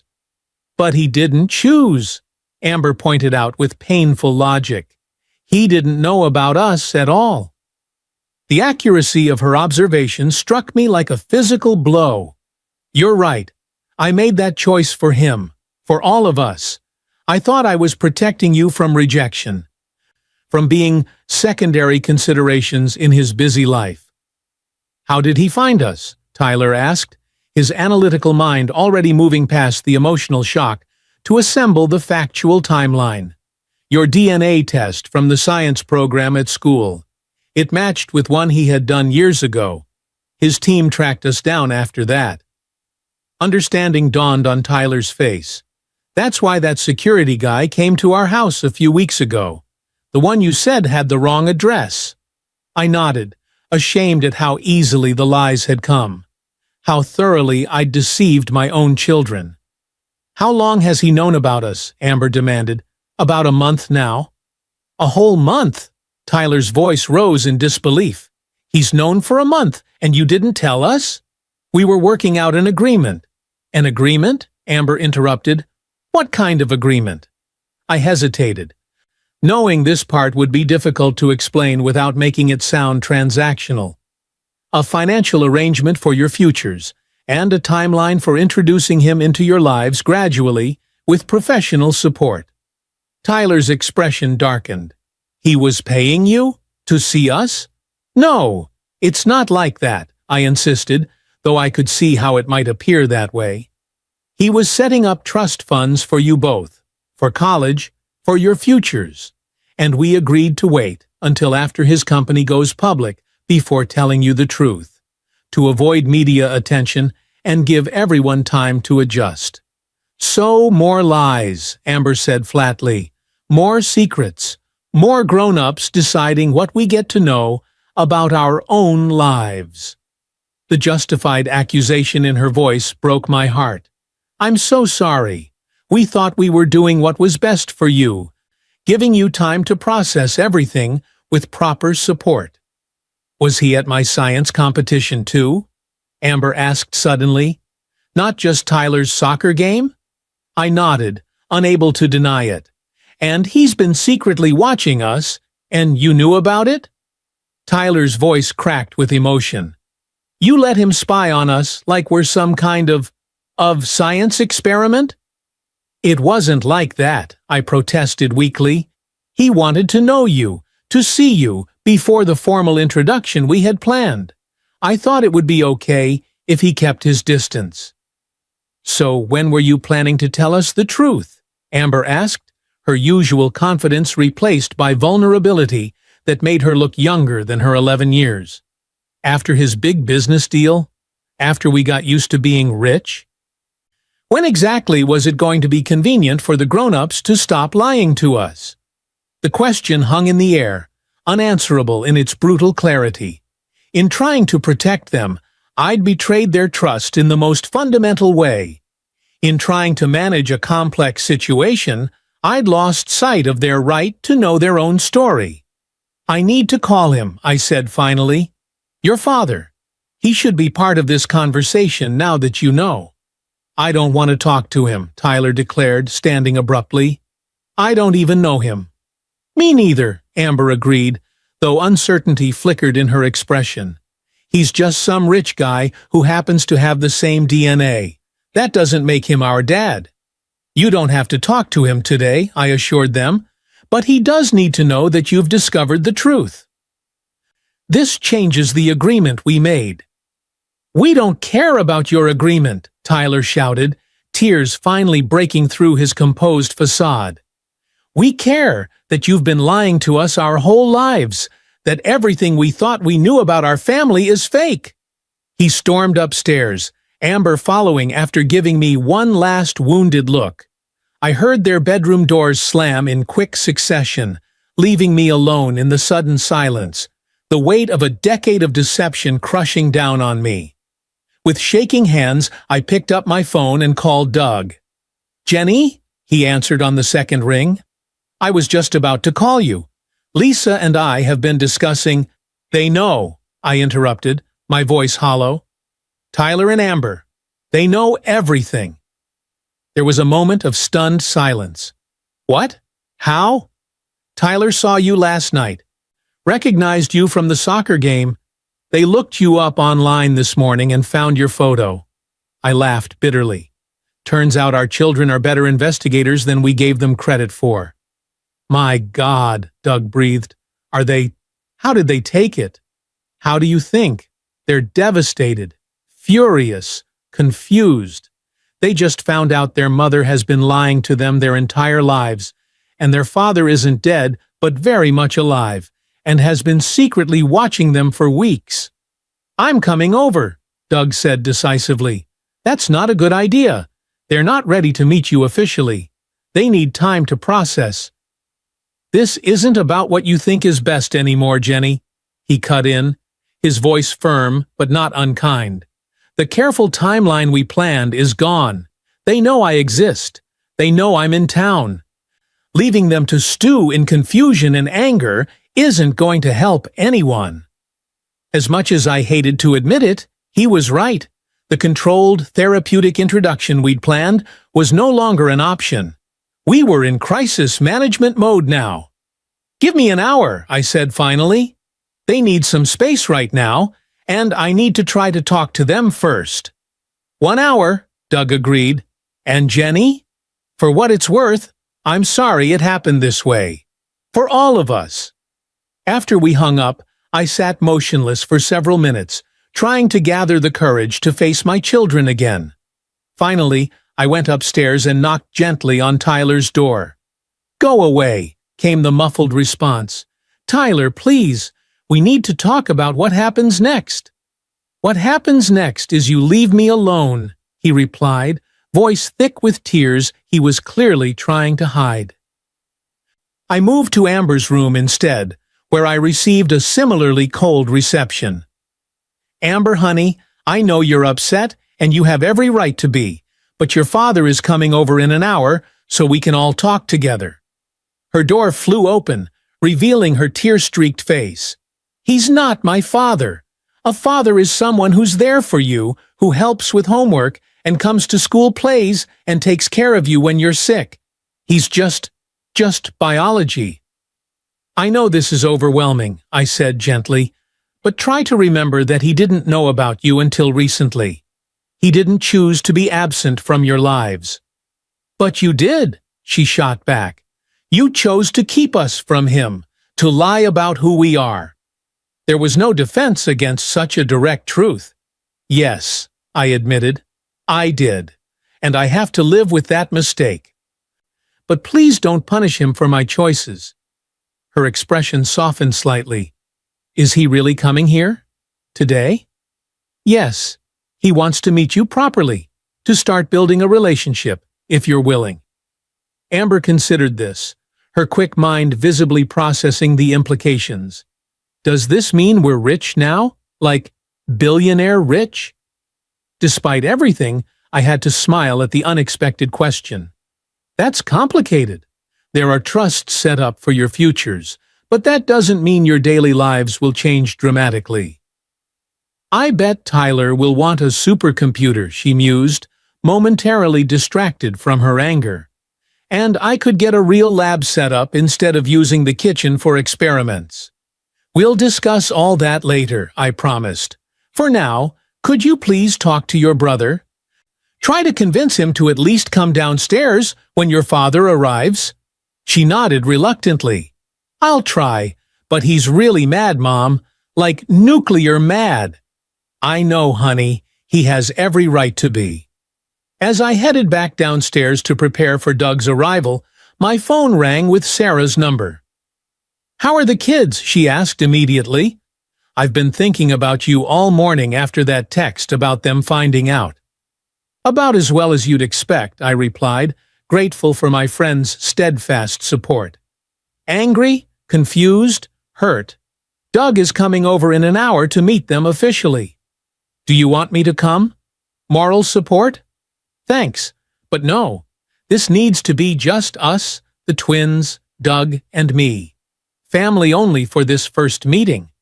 Family, Sarah repeated. That's going to take some getting used to. Thinking of Doug Wilson as part of your family again after all these years. Tell me about it, I sighed. I never imagined we'd be here, Sarah. Co-parenting with my ex-husband, who just happens to be one of the richest men in the country. Life has a sick sense of humor sometimes, she agreed. Call me later, okay? No matter how it goes. After we hung up, I busied myself straightening the living room, an absurd attempt at normalcy in the most abnormal of circumstances. What did it matter if the couch pillows were arranged neatly when my children's entire understanding of their identities had just been shattered? The doorbell rang precisely 1 hour after our call. Doug was nothing if not punctual, a trait Tyler had inherited, much to Amber's perpetual annoyance. When I opened the door, I was struck by how different Doug looked. Still impeccably dressed in casual designer clothes, but his usual CEO confidence had been replaced by evident nervousness. He held a small gift bag in one hand and what appeared to be a photo album in the other.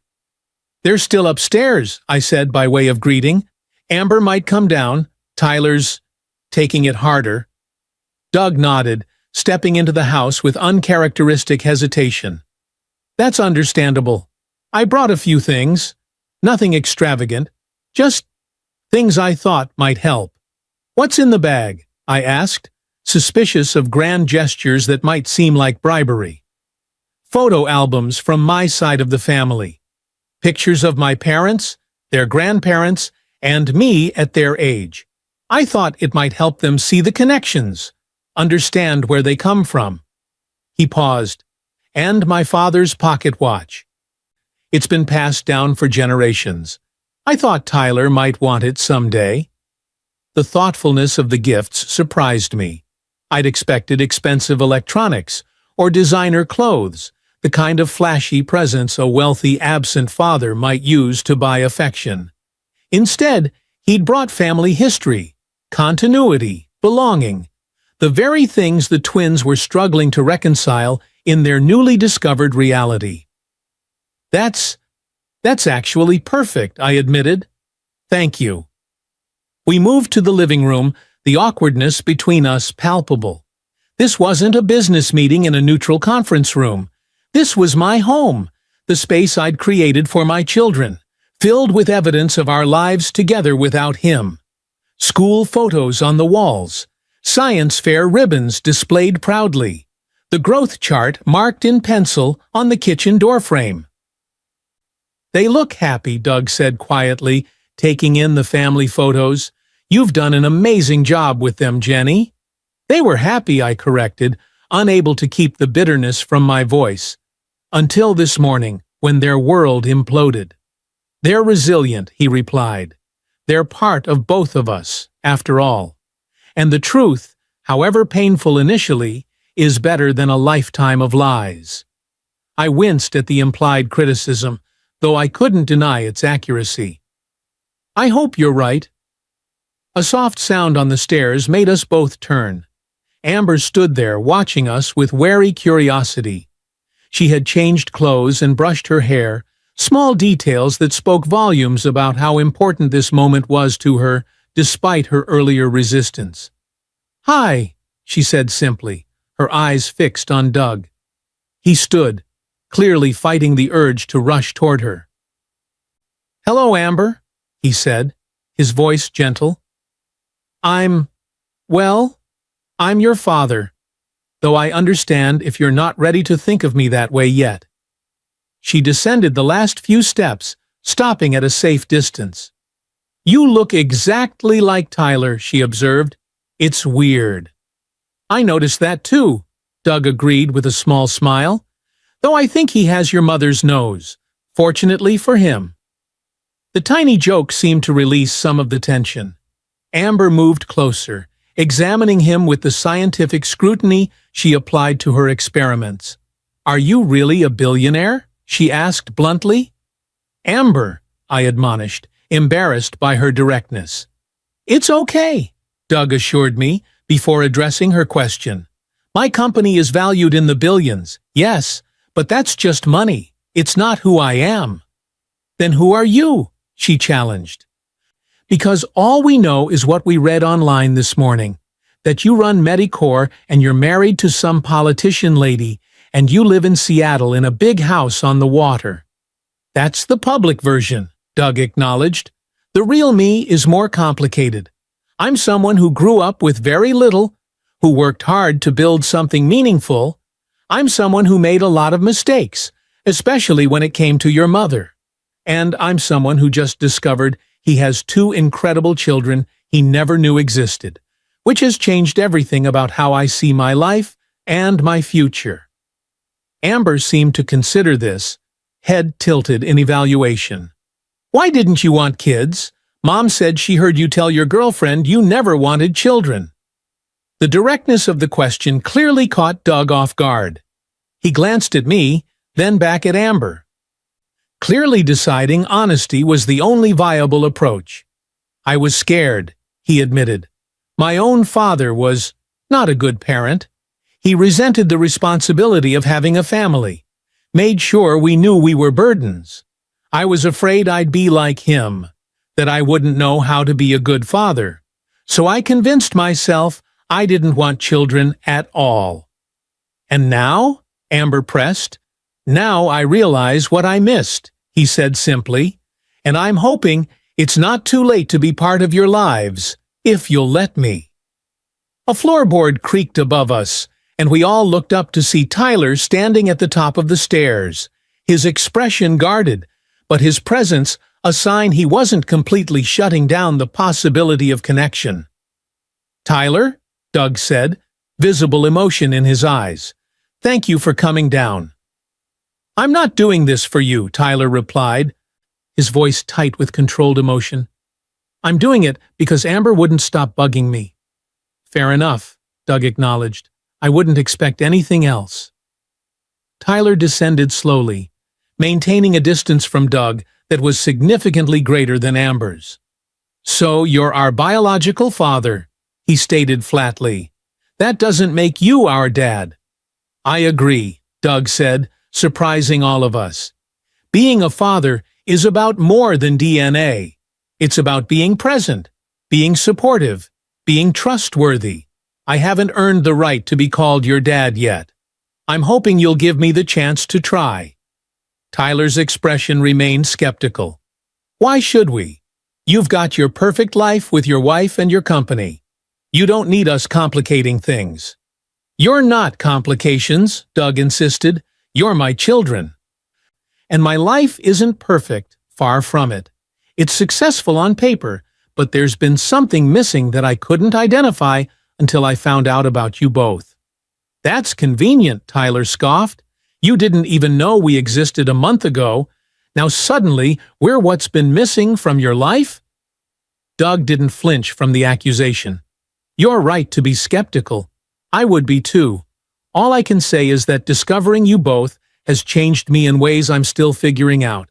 I'd like the opportunity to show you that, over time, if you're willing." "What about your wife?" Amber asked, voicing a question that had clearly been bothering her. Does she want us in your life too? A flicker of something, discomfort, concern, crossed Doug's face. Lisa is adjusting to the news. It's been difficult for her, especially since we've been trying to have children ourselves without success. So she doesn't want us around? Tyler translated bluntly. She wants to meet you, Doug corrected, to understand this part of my life. She's a good person who's dealing with a complicated situation, just like we all are.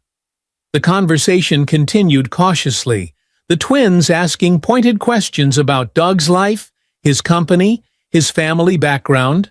He answered everything directly, without condescension, treating them like the intelligent people they were, rather than children to be managed.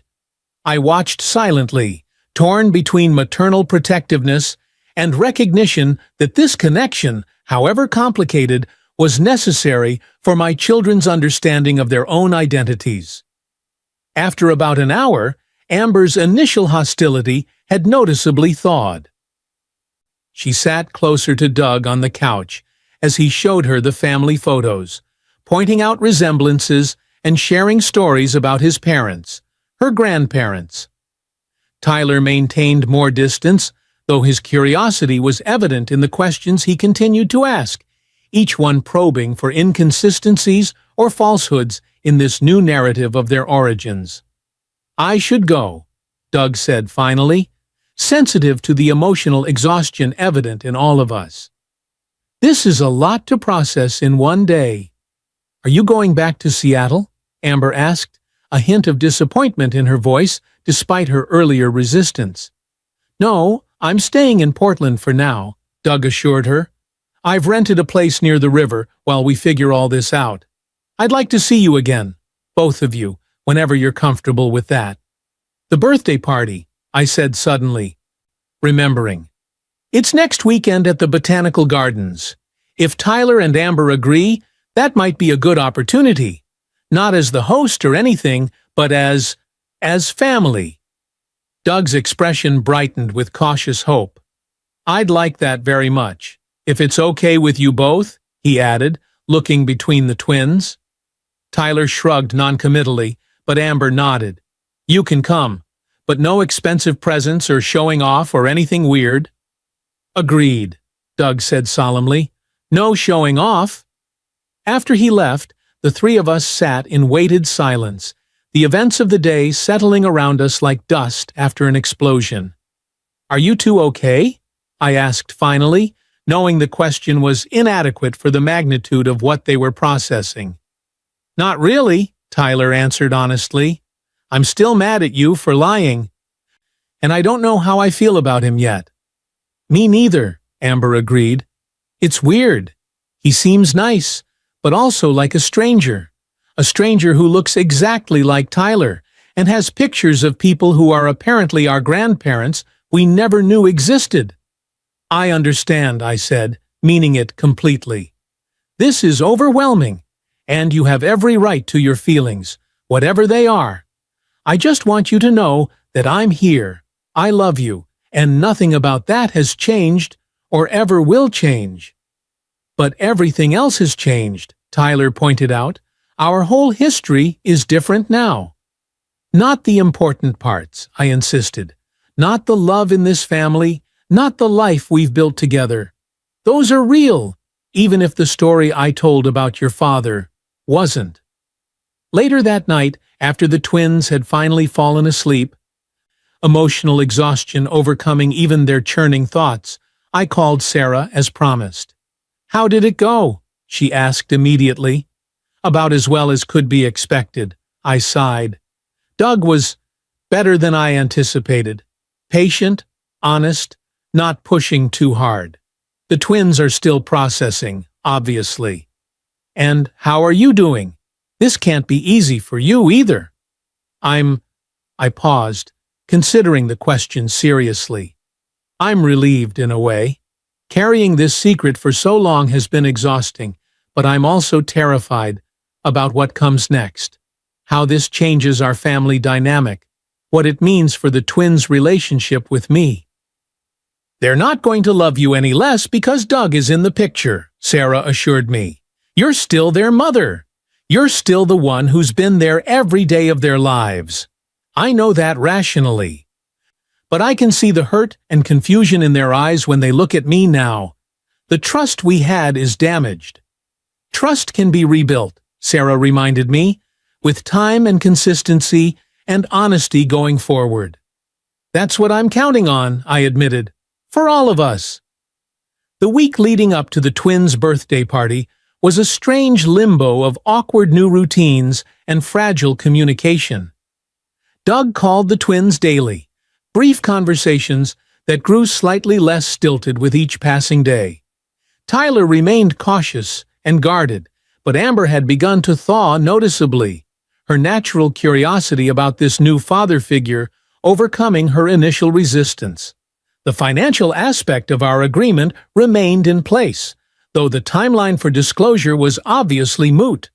The trust funds would be established as planned, but with additional provisions for family therapy and structured co-parenting arrangements.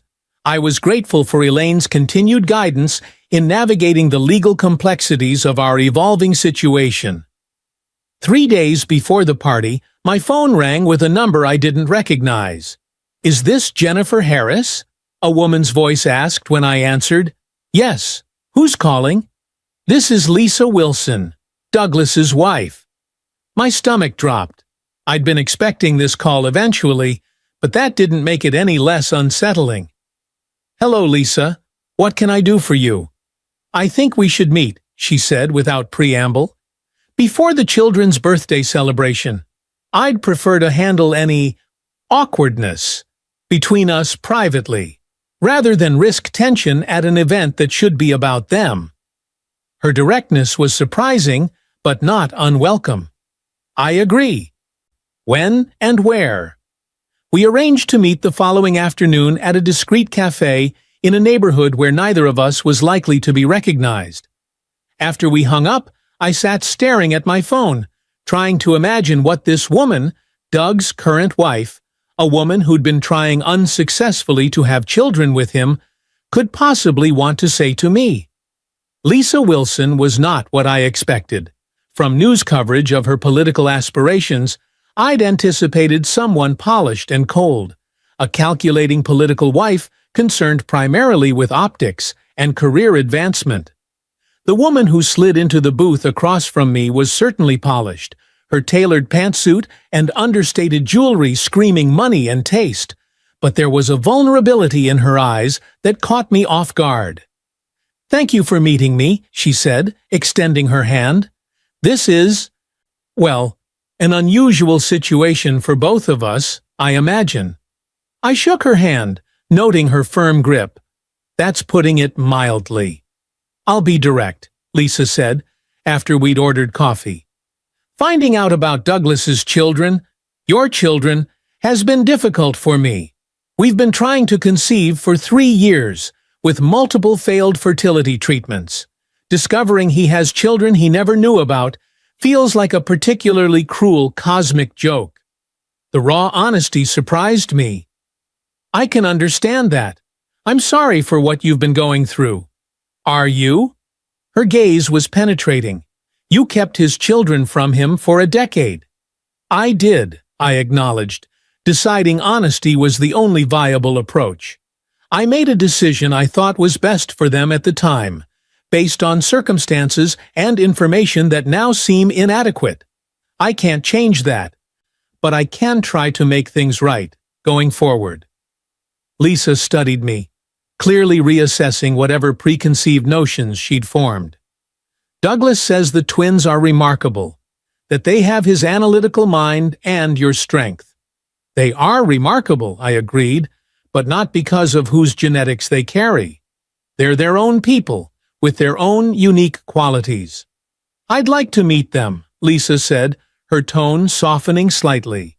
"Not to interfere or complicate things further, but to understand this part of Douglas's life that's suddenly so important to him, to see if there's a way forward that works for everyone involved."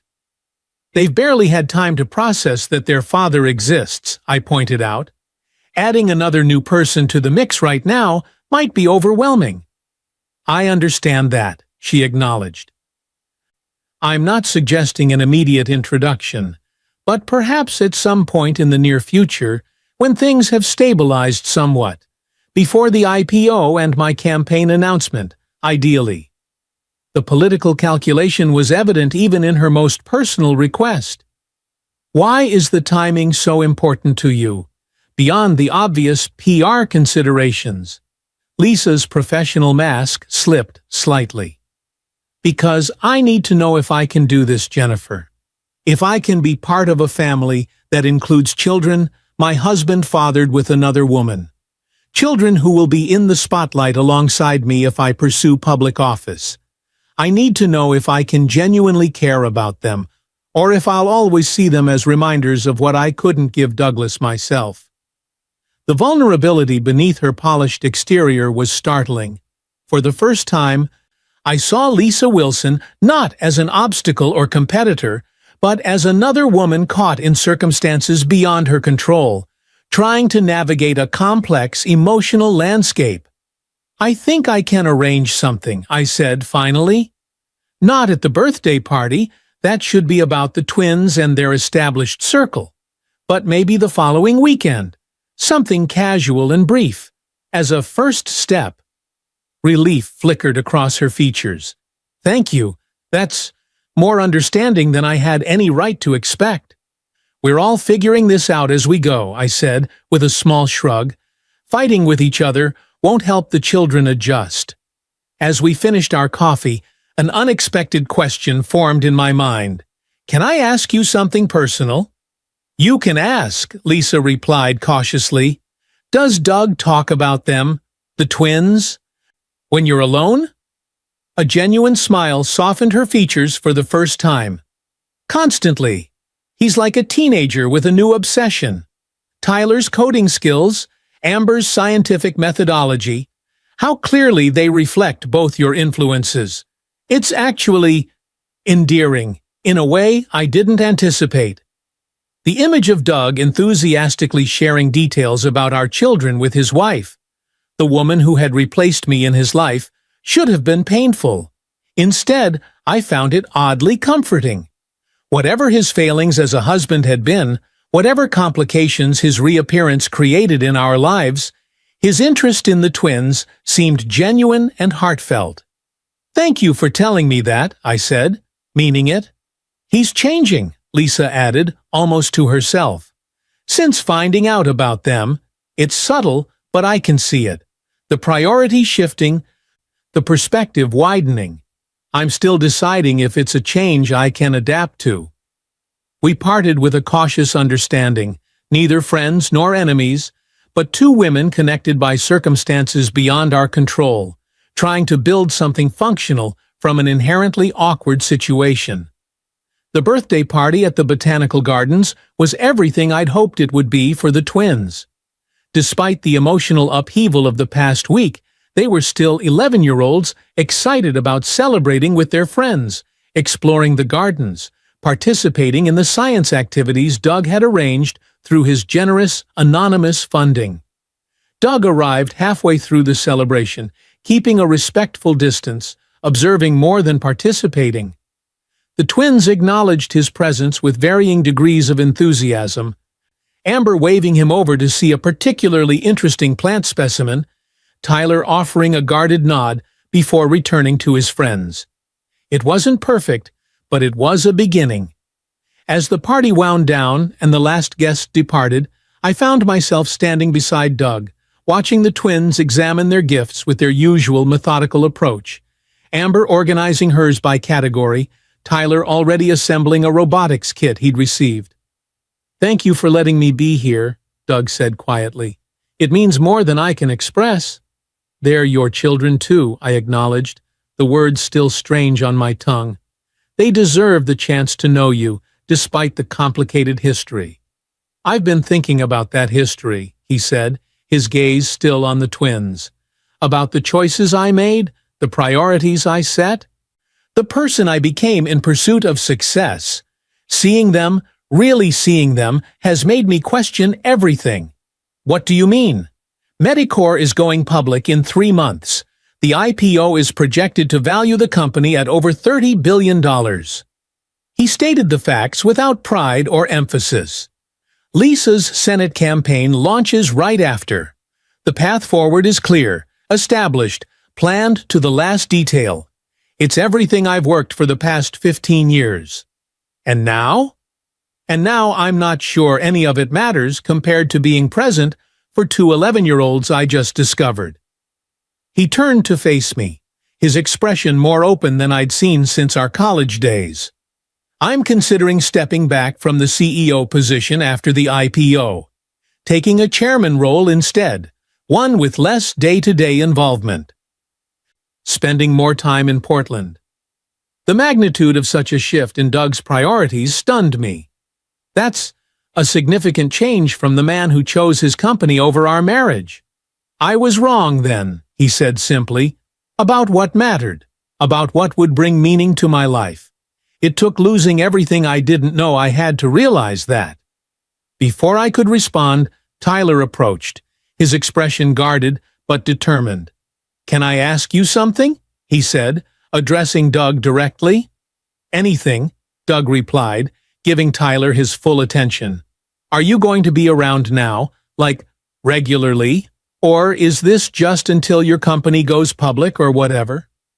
The directness of the question, so characteristic of Tyler, hung in the air between them. Doug seemed to recognize the critical importance of his answer, taking a moment to formulate his response carefully. "I want to be part of your life permanently, Tyler. Not just visits or phone calls, but really present. I'm making arrangements to spend significant time in Portland, to be available for school events, weekends, ordinary days. I can't change the past 10 years, but I can be here for the next 10, and the 10 after that, if you'll let me." Tyler studied him skeptically. "People say stuff like that all the time. Doesn't mean they follow through." "You're right," Doug acknowledged. "Words are easy. Actions are what matter. All I can ask is that you give me the chance to prove, through consistent actions over time, that I mean what I say." Tyler seemed to consider this, then nodded once. "I guess that's fair." He hesitated, then added, "I'm working on a robotics project for next semester's science symposium. It's pretty advanced. Mom tries to help, but some of the programming is complicated." The olive branch, small but significant, was unmistakable. "I'd be happy to help," Doug said, careful not to overreact to the opening. "Programming is one of my strengths. Whenever you're ready." As Tyler returned to his gifts, Amber took his place, her approach more direct than her brother's. "Are you really moving to Portland?" "At least part-time, yes," Doug confirmed. "I have responsibilities in Seattle that can't be abandoned completely, but I'm reorganizing things to spend as much time here as possible." "What about your wife? Is she moving too?" "Lisa's situation is more complicated because of her political career," Doug explained. "But she'd like to meet you both sometime soon, if you're open to that." Amber's brow furrowed in thought. "Is she mad that we exist? That you had kids with Mom instead of her?" "She was surprised," Doug said carefully. "And yes, it's complicated emotionally for her. But she's not mad at you or your brother. She's trying to understand how we all fit together now, just like the rest of us." "Complicated," Amber repeated thoughtfully. "That's everyone's favorite word lately." Doug smiled. "It's accurate, though. Families are always complicated, especially when they don't follow the usual patterns. But complicated doesn't mean bad. It just means we have to work a little harder to figure things out." 3 months after the birthday party, on a crisp February morning, I sat in my living room watching the financial news coverage of Medicore's initial public offering. The stock had opened significantly above the projected range, valuing the company at nearly $35 billion. The camera cut to Doug on the trading floor, surrounded by executives and investors, the picture of corporate success in his perfect suit and practiced smile. "Is Dad coming this weekend?" Amber asked. wandering in and catching sight of the TV. The term dad was still new in her vocabulary, tentatively applied to the man who had become a consistent, if still evolving, presence in their lives. He should be, I confirmed. The IPO was today, so he might be tired, but he said he'd be here for Tyler's robotics competition on Saturday. He looks different on TV, she observed, studying the screen. More serious. Less like himself. The insight struck me as remarkably perceptive for an 11-year-old. The Doug Wilson on television, the billionaire CEO, the business visionary, was indeed different from the man who had spent weekends helping Tyler debug programming errors and listening to Amber explain her latest scientific theories. The public persona was polished and distant. The emerging father was vulnerable, sometimes awkward, but increasingly authentic. People often have different sides to themselves in different contexts, I explained. The person he is at work isn't necessarily the same as the person he is with family. Is that why you got divorced? She asked suddenly. Because he was a different person at work than at home? The directness of the question caught me off guard. That was part of it, I acknowledged. When people's priorities change, when they start becoming different versions of themselves in different parts of their lives, it can be hard to maintain a connection. But you're getting along better now, Amber pointed out. Even Tyler says so, and he notices everything. We're trying, I said, for you and your brother, and because it's the right thing to do. The truth was more complicated than I could explain to my 11-year-old daughter. Doug and I had indeed found a tentative new equilibrium over the past months. Not the bitter exes I had feared we would be, nor the awkwardly reconciled co-parents of Hollywood fantasies, but something in between. A respectful partnership focused on our children's well-being. Occasional moments of connection through shared history and common purpose, and the gradual healing of old wounds through consistent, honest effort on both sides. Lisa had met the twins several times, each interaction less strained than the last. Her Senate campaign announcement had been postponed, not canceled, a decision that spoke volumes about her own evolving priorities. The four adults in this unconventional family configuration were all adjusting, adapting, finding our way forward, one careful step at a time. The $57 million trust funds had been established as agreed, though with modifications that reflected our changing circumstances. The money would secure the twins' futures without dramatically altering their present lives. No sudden mansions or private jets, just the security of knowing their education, health care, and opportunities would never be limited by financial constraints. The personal settlement Doug had initially offered me, the $5 million that had seemed like hush money in our first negotiations, had been redirected at my request. Half went to a foundation supporting single parents pursuing healthcare careers. The other half to a trust for the twins' future children, should they choose to have them. I didn't need or want Doug's money for myself. My nursing career provided everything necessary for my own needs. My phone buzzed with a text from Doug. IPO complete. Heading to the airport now. Should be in Portland by dinner. Tell the kids I'm bringing something to celebrate. I smiled despite myself. Doug's somethings had evolved from his initial impulse toward extravagance to more thoughtful, personal gifts. Books he'd loved at their age, family photos he'd uncovered in storage, once even his mother's recipe box full of handwritten cards for Amber, who had recently developed an interest in cooking. Your father will be here for dinner, I told Amber. He's bringing something to celebrate the IPO. I hope it's not boring stock certificates, she replied, rolling her eyes in the preteen manner she'd recently perfected. Tyler and I have been researching 3D printers for our joint science project. I'm sure whatever he brings will be appropriate, I assured her, amused by her transparent hint. Now, go finish your homework before he arrives. As she bounded upstairs, I returned my attention to the television, where financial analysts were dissecting Medicorp's successful market debut. The company Doug had prioritized above all else, including our marriage, had achieved the pinnacle of corporate success. Yet, ironically, that success now seemed secondary to the man himself, eclipsed by the more meaningful achievement of building relationships with the children he hadn't known existed a year ago.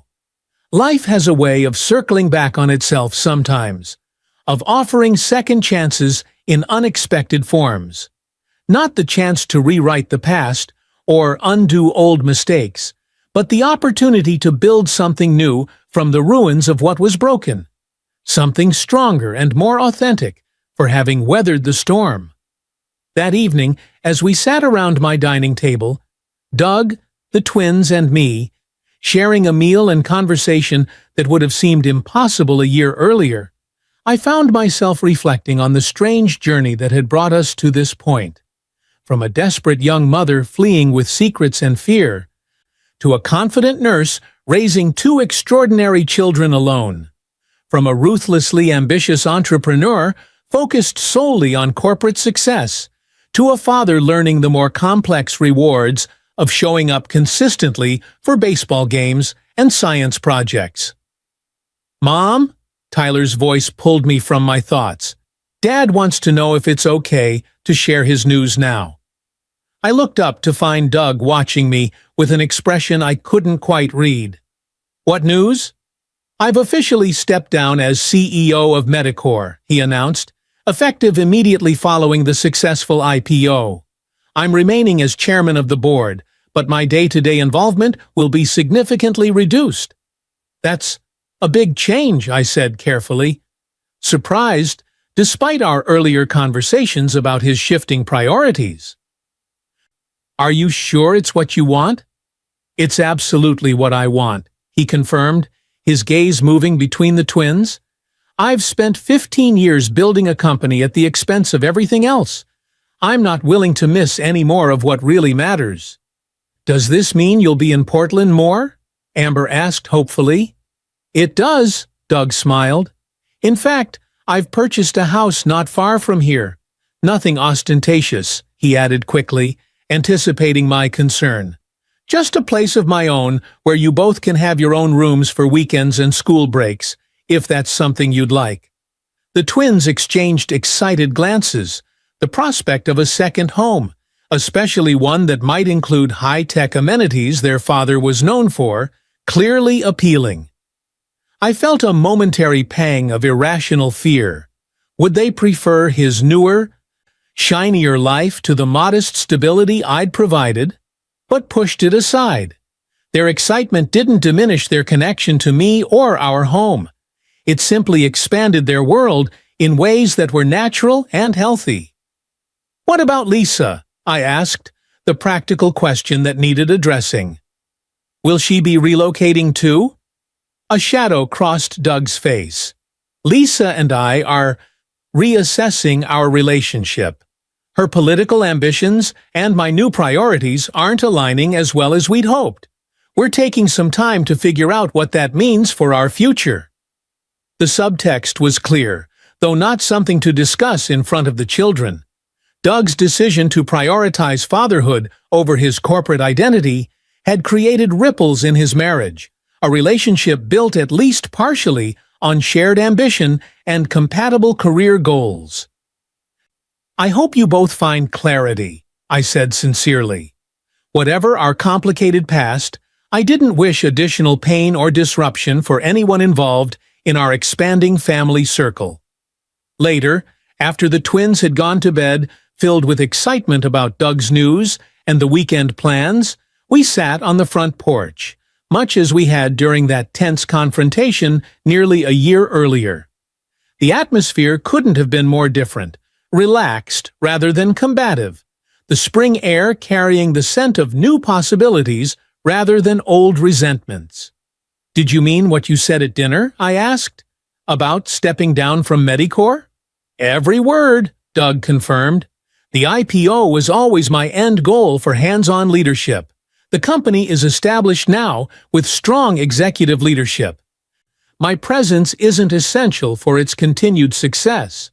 And the house? That's a significant commitment to Portland. To the twins, he corrected, and to being the father they deserve. Distance made it too easy to compartmentalize, to visit for weekends, and then return to real life in Seattle. I want being their father to be my real life, not a side project. The sincerity in his voice was undeniable. Whatever Doug's failings in our marriage had been, the ambition that had consumed him, the affair that had destroyed us, his commitment to the twins seemed genuine and profound. "They're lucky to have you," I said finally. "To have both of us, committed to their well-being above our own complicated history." "I'm the lucky one," Doug replied, "to have been given a second chance I never knew to ask for. To discover what actually matters before it was too late." He paused, studying me thoughtfully, "and to learn that the woman I once hurt so deeply had the grace to build something beautiful from the wreckage I left behind." The acknowledgement of the pain he'd caused, of what I'd accomplished alone, felt like the closing of a circle that had remained painfully open for too long. Not erasing the past, but accepting it as part of the complex tapestry that had led us to this moment. "Where do we go from here?" I asked, the question encompassing everything: our co-parenting arrangement, the evolving family dynamic, the uncertain territory we were navigating day by day. "Forward," Doug said simply, "one day at a time, building something new, something better than what came before. For them, and maybe for ourselves too." As the evening deepened around us, I found myself contemplating the strange journey that had brought us to this point. From a deceptive business arrangement, his $57 million offer to maintain the secrets of the past, to an unexpected truth, that the real currency of value wasn't financial security or corporate success, but the genuine connections formed through honesty, consistency, and mutual respect. The story wasn't over, the challenges not fully resolved. There would be difficult days ahead, teenage rebellions, blended family complications, the ongoing process of healing old wounds while creating new patterns. But for the first time in many years, I felt something like optimism about the future we were building together. Separately, but connected through the extraordinary children who had changed both our lives in ways neither of us could have imagined. Some mistakes can never be undone. Some wounds never completely heal. But sometimes, if we're lucky, we find ways to transform our broken places into something stronger, more authentic, and more beautiful than what existed before. Not because the breaking wasn't painful, but because what grows in the aftermath can be nurtured with greater wisdom and intention than what came before. For the twins, for Doug, and for myself,